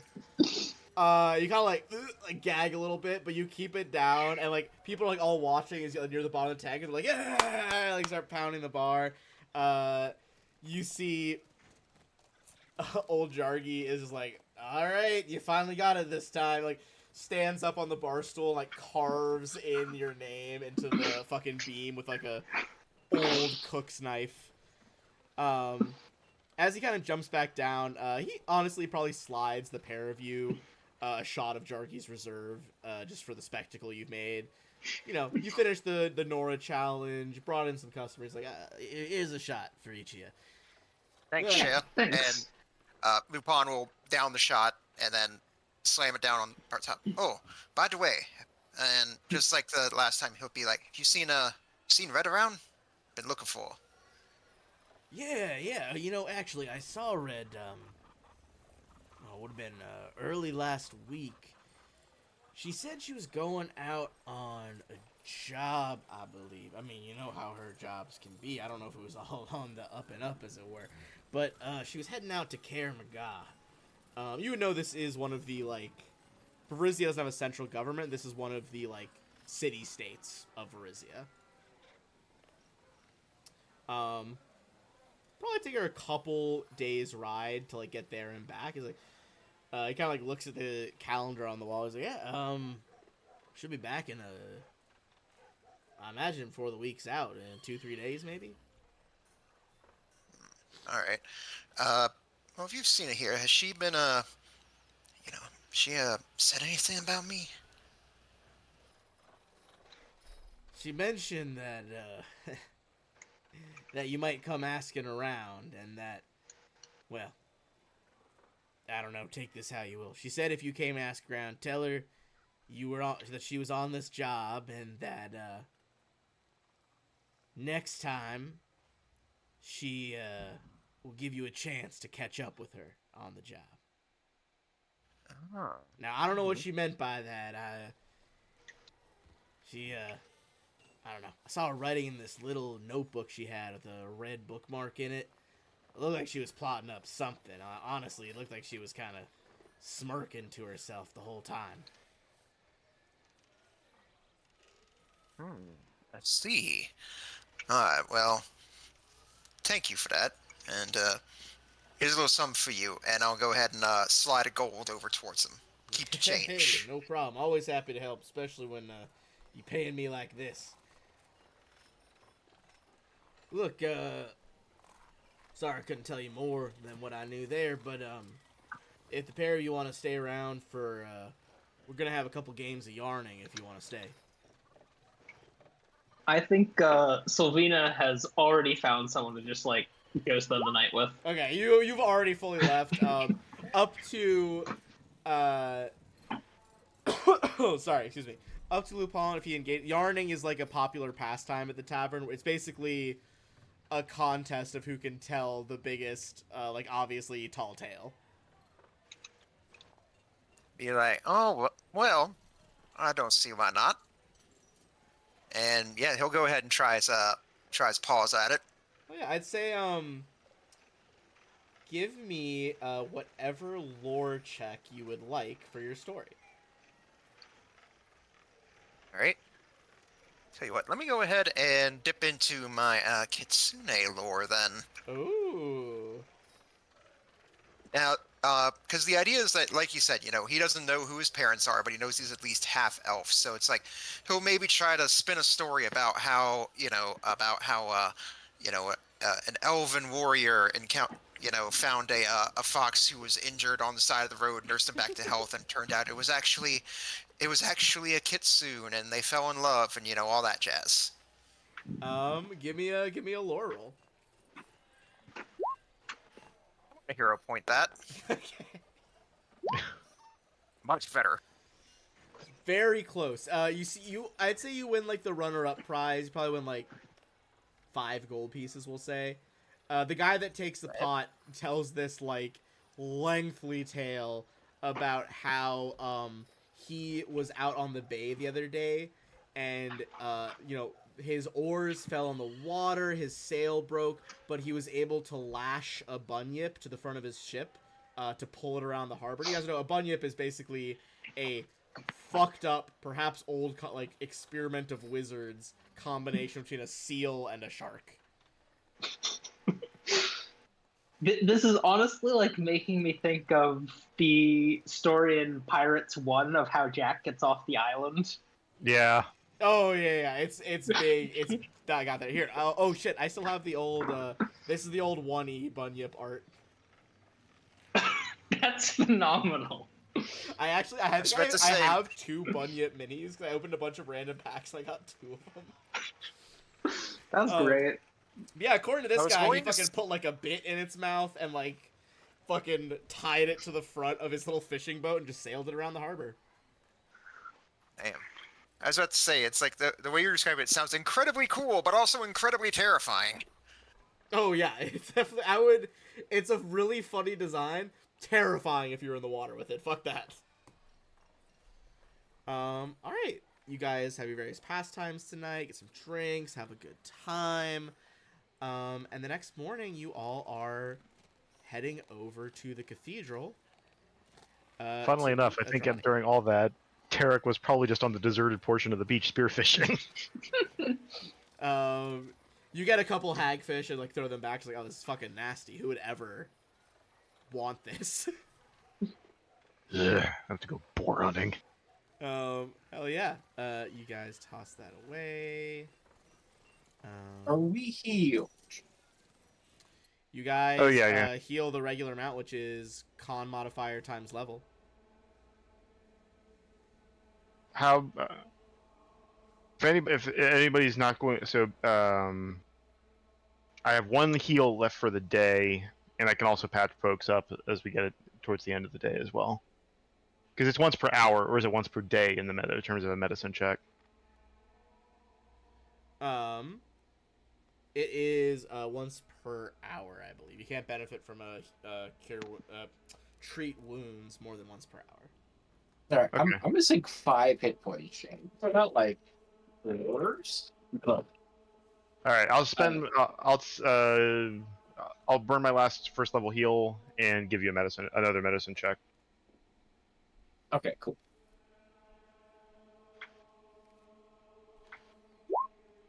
All right, you heal 16 from the spell. Okay, well God I'm damn. very full now. Sorry, how much do we get I back appreciate that. from Oh, Colin? I can make. Yeah, if everybody wants to gather around real quick, I can make that a radial. Okay, So, so everybody everyone can gets heal. 16 then. Yeah. I'd say if you guys are pretty close, the acolytes can hit you with a couple small heals on the way in. I was full before the 16. Gotcha. Okay. Yeah, I'd be full with it. Granted, I also have 4 constitution, so I get an extra 4 health on all of you, I think. Yeah, I mine's get 16 3, but overnight. yeah, mine would be fairly good too. But yeah.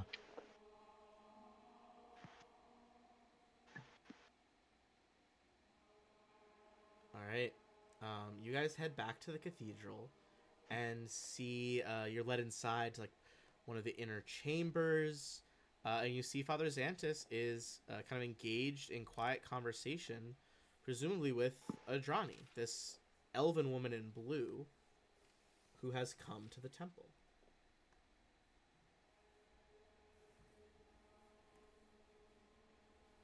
Oh, you're all here. You ever give me just like a perception check on Adrani as they turn and walk over to you all?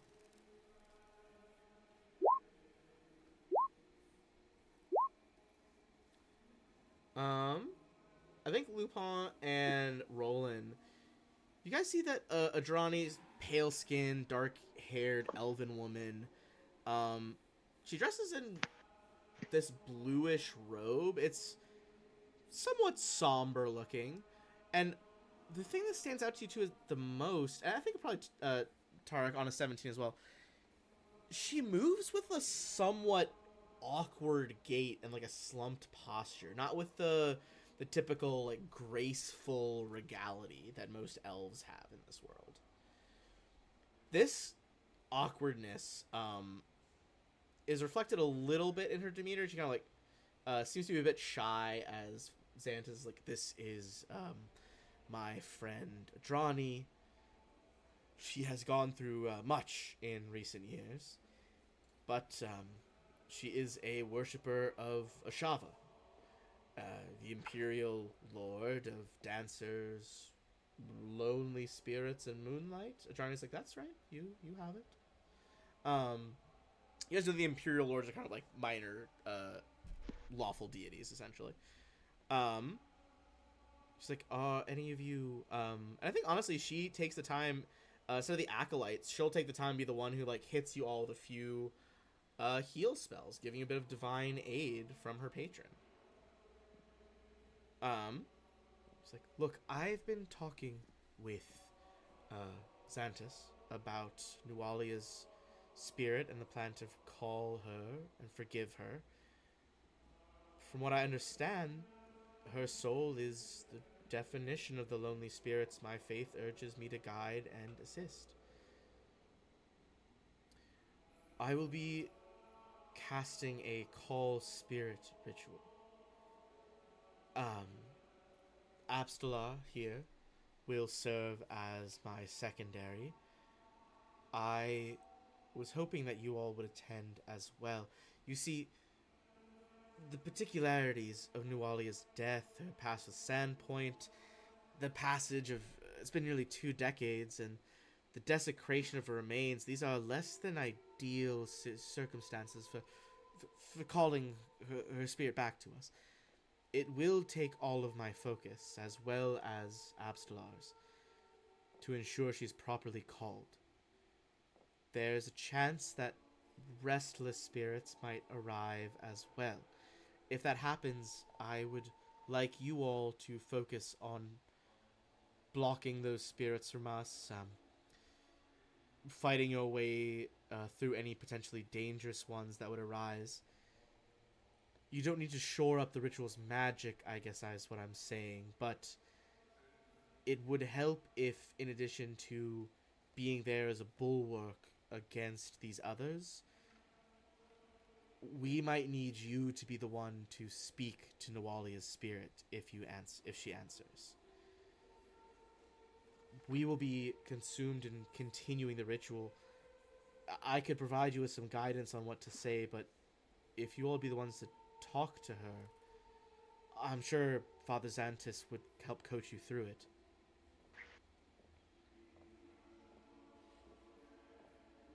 Are you all willing to?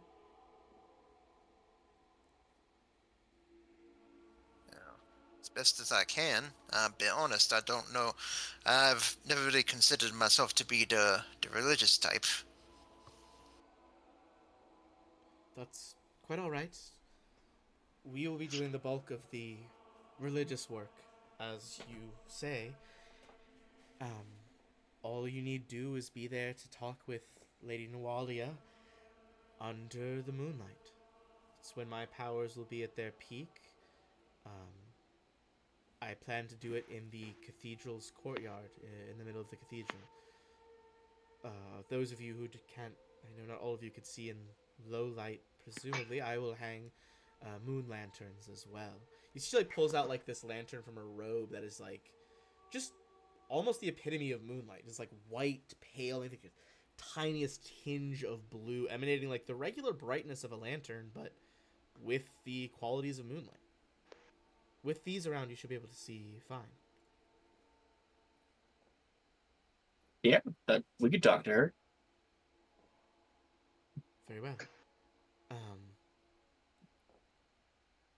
We will brief you on what to say, and I will begin prepping the courtyard. You guys can ask any questions you would like to them during the course of the day. Basically, she's going to spend the day prepping the courtyard for this purpose, setting aside this area with like daubed symbols on the ground with blue paint of Ashava's scriptures. It's kind of in the middle of all those stone men here, those standing stones in the center of the courtyard, as she waits for night to fall. Is there anything you guys do in that meantime as she prepares?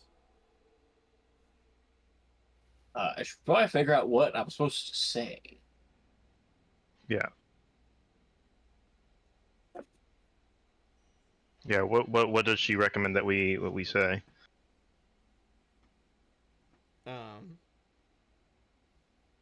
She tells you, she's like, if Nualia's spirit arises,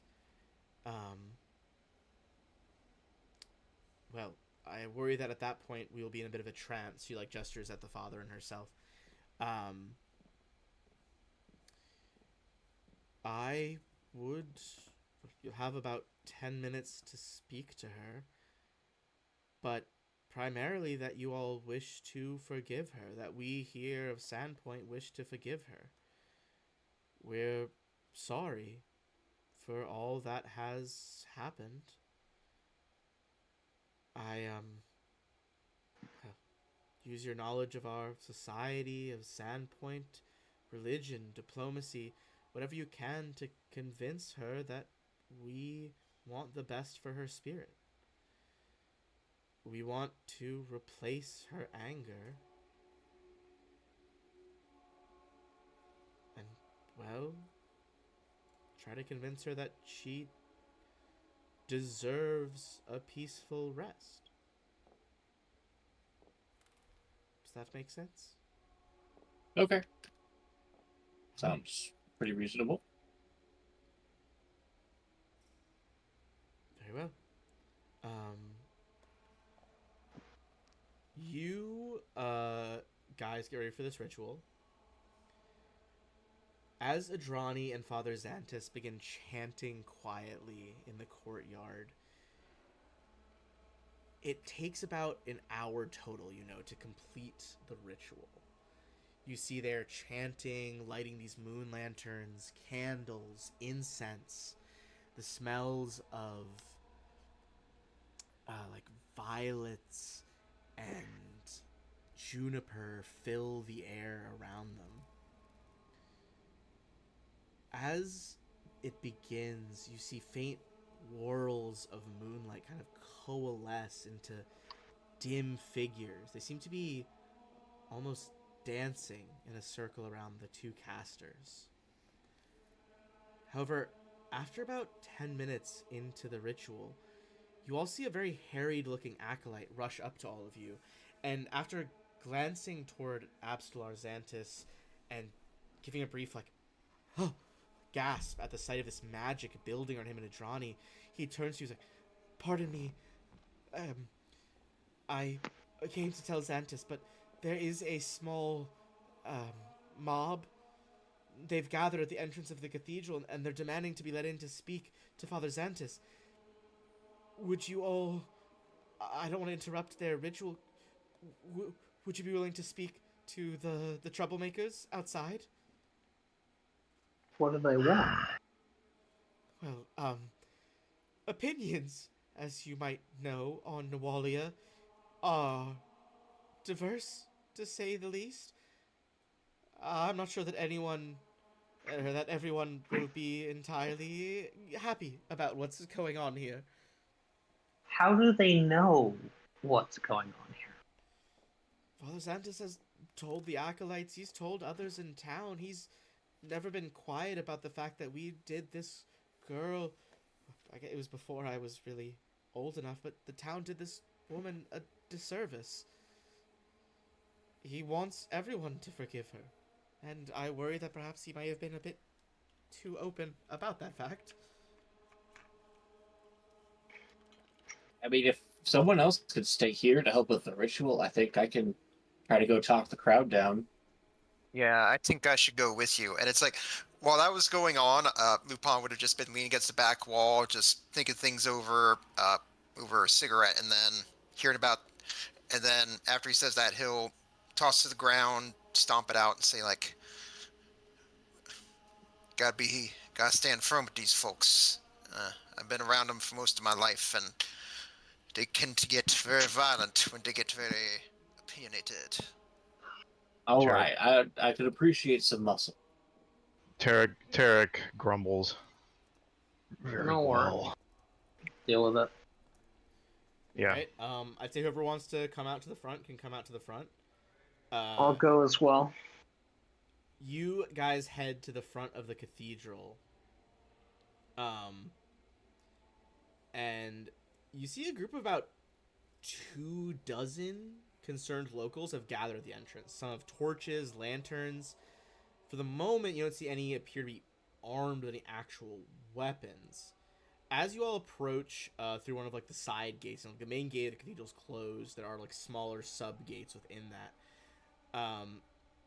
You hear the voices are kind of like, Abstelar, Father Xantus, what are you're taunting the dead? The one's like toying with evil spirits.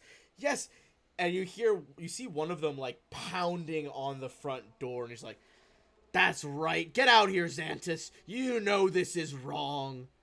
And then Give me I if think- anyone's from here, can make a Sandpoint check. See if you recognize this guy.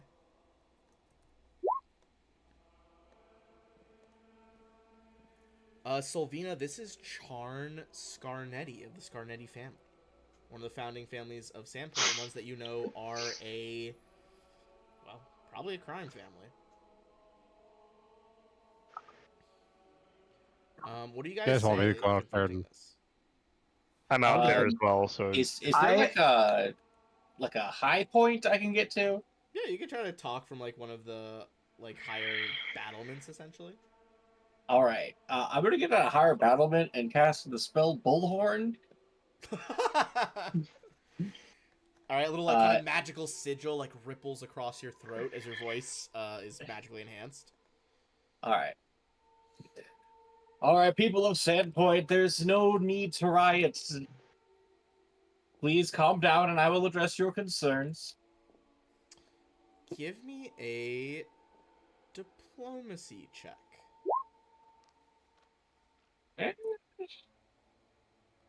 Do I hero point that? 18's not terrible. Up to you. I think that's iffy. That's an iffy one. That is below half on your potential roll. Your old mate. Yeah, I have 2. I guess I might as well. You can stack them if you like. You can roll more than one. Up to you if you want to burn the other one. Ooh. You see Can that kind I give a hero point with channel points to him for? Sure, yeah, you can spend points on it. Yeah, I'll Right. spend points. Surely. Oh my goodness. It is factoring in my plus 10, right? You're not a Yeah. like you're not a priest. They like gotta yell up at you. You see, Charn is just like, this guy's trying to distract us. They're calling up evil spirits. You guys So- you get another chance. Yeah. What do you try to say? I want to say, Can I go out and how does it manhandle him? feel to be led by someone whose family hurt the people of Sandpoint without provocation against Woof. someone taking revenge for your actions? Can I? You Can I can go also out come out and and, make like- an intimidate check as well if you want to. I would say Yeah. you could make either a diplomacy. If you want to make a lore Sandpoint or a society check on that too, that would also work on what you just said. Tarek Okay, has so Tarek has something to society, say after she's done. Sandpoint, intimidation, or diplomacy. You said. Yeah, I mean these are all adding up to different things. It sounds. Sorry, excuse me. It sounds like Roland is going for an intimidate. Okay.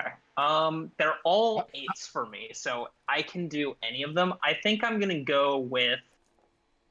If Roland, you're doing intimidate, you said. Yeah, I was gonna try to like just give you like advantage, like help you out, if I Yeah, so could. you could roll an intimidate as like an assist. Yeah. I have a thing I'll And do, then but I'm what- gonna wait yeah, and what see does, if Tarek wanna do? mine is much more direct, but I'm gonna wait and see if Solvina is successful in diffusing it. Okay. I guess. Basically, yeah, you roll Solvina- intimidate on a crit. You'll give them you'll give her a +2 on a success. You give a +1 on a crit failure. Okay, you I'm give a gonna- +1.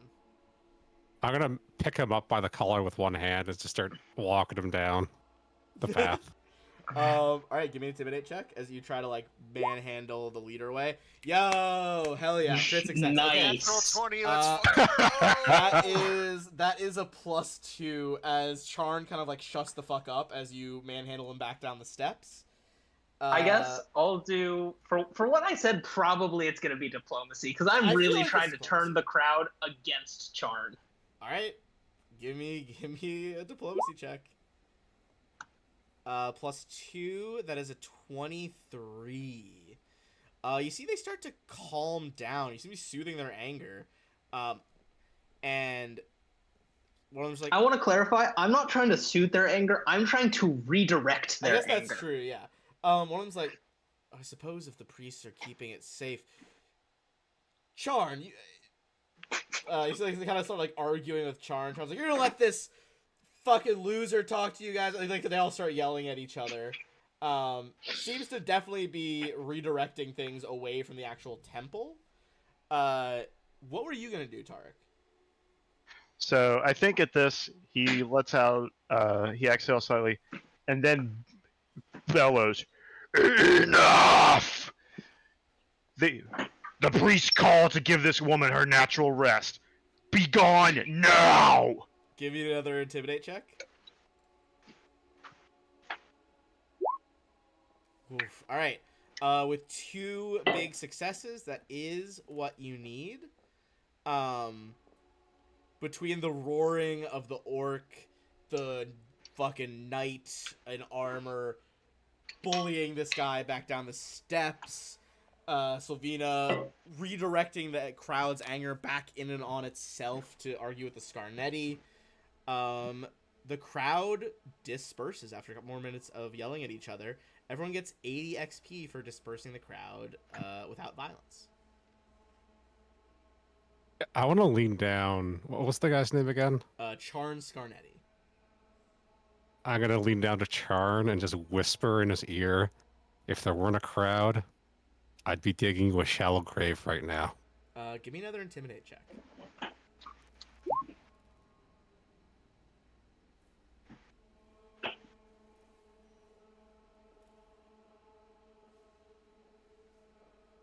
All right.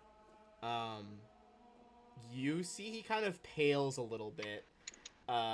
There's definitely kind of that sense in his eyes of like, how dare this fucking like non-rich person talk to me like this, but he shuts the fuck up and kind of sulks away into the alley.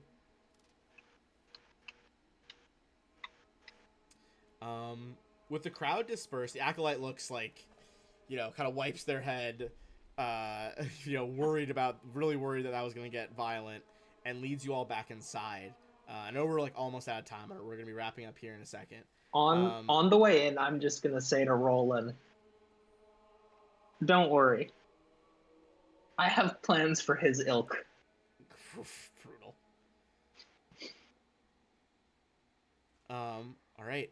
As you'll head back in, you see that Father Xantus, there is like this faint light behind you. It looks almost like a constellation of the planets in the solar system and stars drifting around him. You see Adrani similarly bathed in just a pure beam of moonlight as these shadowy, like almost liquid dancers circle them.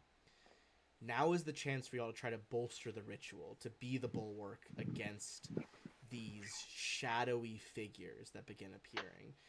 As the ritual continues, you see amid the motes of moonlight and dancers, there are skeletal shadowy shapes, darting ones, things that move a little unnaturally. All 5 of you can attempt a check here to bolster the ritual. You can attempt Arcana or Occultism to try to help shore up the magic itself. You could attempt Intimidate to frighten the spirits away, the ones you don't want. Performance to join the dancing spirits and bolster them against the shadows. Or a Religion check to push back the spirits with prayer. Regardless of which check those are, they're all the same DC. Could I make a Boneyard lore check? Sure. What are you looking to find out? Oh, this is just a lore is just to find out information. Usually, yeah. In this case, it has to be one of those skills specifically. So it can be Arcana, Occultism, Intimidate, Perform, Religion. Okay. Is there anything you guys want me to find out? Maybe. I would say if you get a high enough check on the Boneyard lore, I would reduce everyone's DC by 1. Crit success, I'll do it by 2. As you try to, like, find the right details to help instruct your friends. Okay, a success. I'll bump down the DC by 1 for everybody as you kind of, like, point out areas in the courtyard of the cathedral. Like, okay, like, if you're trying to intimidate, that'd be a good spot. Here's, the way that the Boneyard is interacting with this, the kind of field of undead magic at play. Everyone gets to make 1 check here. You can't choose multiple skills. Everyone can use the same skill if they want, but everyone only gets 1 roll. All right. We'll just go down the line on the Twitch overlay. Gangini, which of those rolls are you trying to hit? There you Ooh! go. Okay. All right, I'll tell you right now. Nice. There's each of these is worth a certain amount of points. You get more points if it's a critical success. So starting off strong, as you jump in, and despite the religious nature of the ritual, you begin bolstering with your own arcane incantations, which like seem to strengthen the overall power. Let's bring it over to Lupin. How are you assisting? All right, I think I'm gonna go with performance. We're saying he's doing what he usually does when he's trying to, be on a job, sort of blending in, just sort of like taking in everything and trying to do the performance as best as he can. Ooh, hell Six. yeah. Another success. Roland. As you see Lupin begins to, like, help the dancers, Gangini is using the arcane chants to bolster the ritual. How is Roland trying to protect this? Intimidating. Alright. You, like, step forward menacingly toward the more skeletal and evil spirits that are trying to waylay this procession. Go ahead and give me your roll. That is a success. You got it. Okay. I mean, you can try for a critical success if you want to reroll, but No. that is a success. All right, we're moving our way up the counter. Solvina, Religion. you lean in with a 20. prayer relating to Callistria. You talk of times that she has supported the Imperial Lord, supported Desna, and help reinforce the religious aspect of this ritual. And Tarek. I don't have much for this one. I think he would take much the same page. I was hoping like I could do like a nature or something, maybe convince them to take their rightful, essentially their rightful natural rest. But I'll probably I think intimidation is the only one I've got that works. All right, you So, and he'll do the Roland same. kind of spread out on the fringes of the ritual, going in different directions. I'm gonna spend a hero point on Okay. my last one. It's the end of the session. Hell yeah.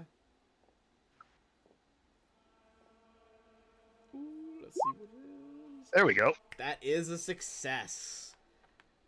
All right, you guys successfully bolster the ritual. I'll tell you out of character, the risk there is if you guys had fucked that up too much, some of those shadows would have gotten in to attack.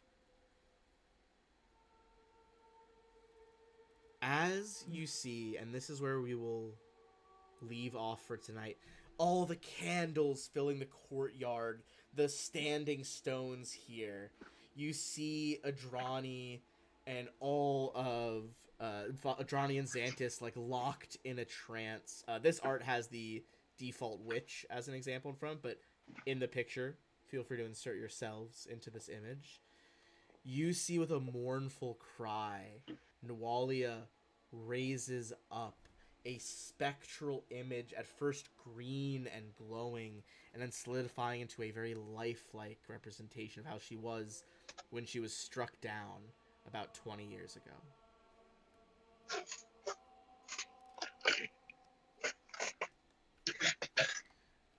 And I will show you her more ghostly aspect here as she first begins to form. And you can see, even with the ritual, she is kind of flickering in and out of this human shade versus this glowing green deity. Or glowing green ghost. And as she raises up, you see she looks around, her eyes white and glowing no matter which form she is currently in.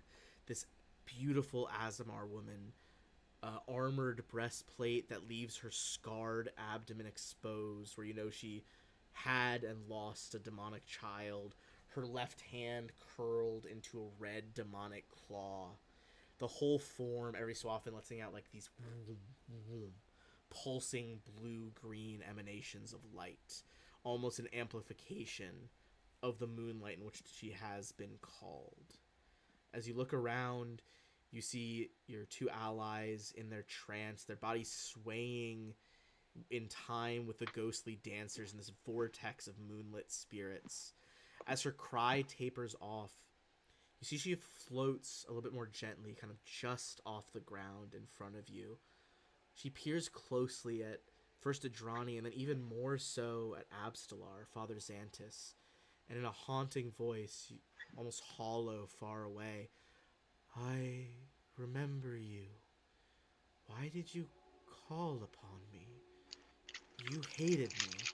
And you see she kind of looks up around the cathedral, almost, you can tell she's envisioning the rest of the town. You all hated me. And that's where we will leave off for the week. We'll see what happens with Nawalia next time. All right. Alright. Alright, thanks for watching. Same time next week.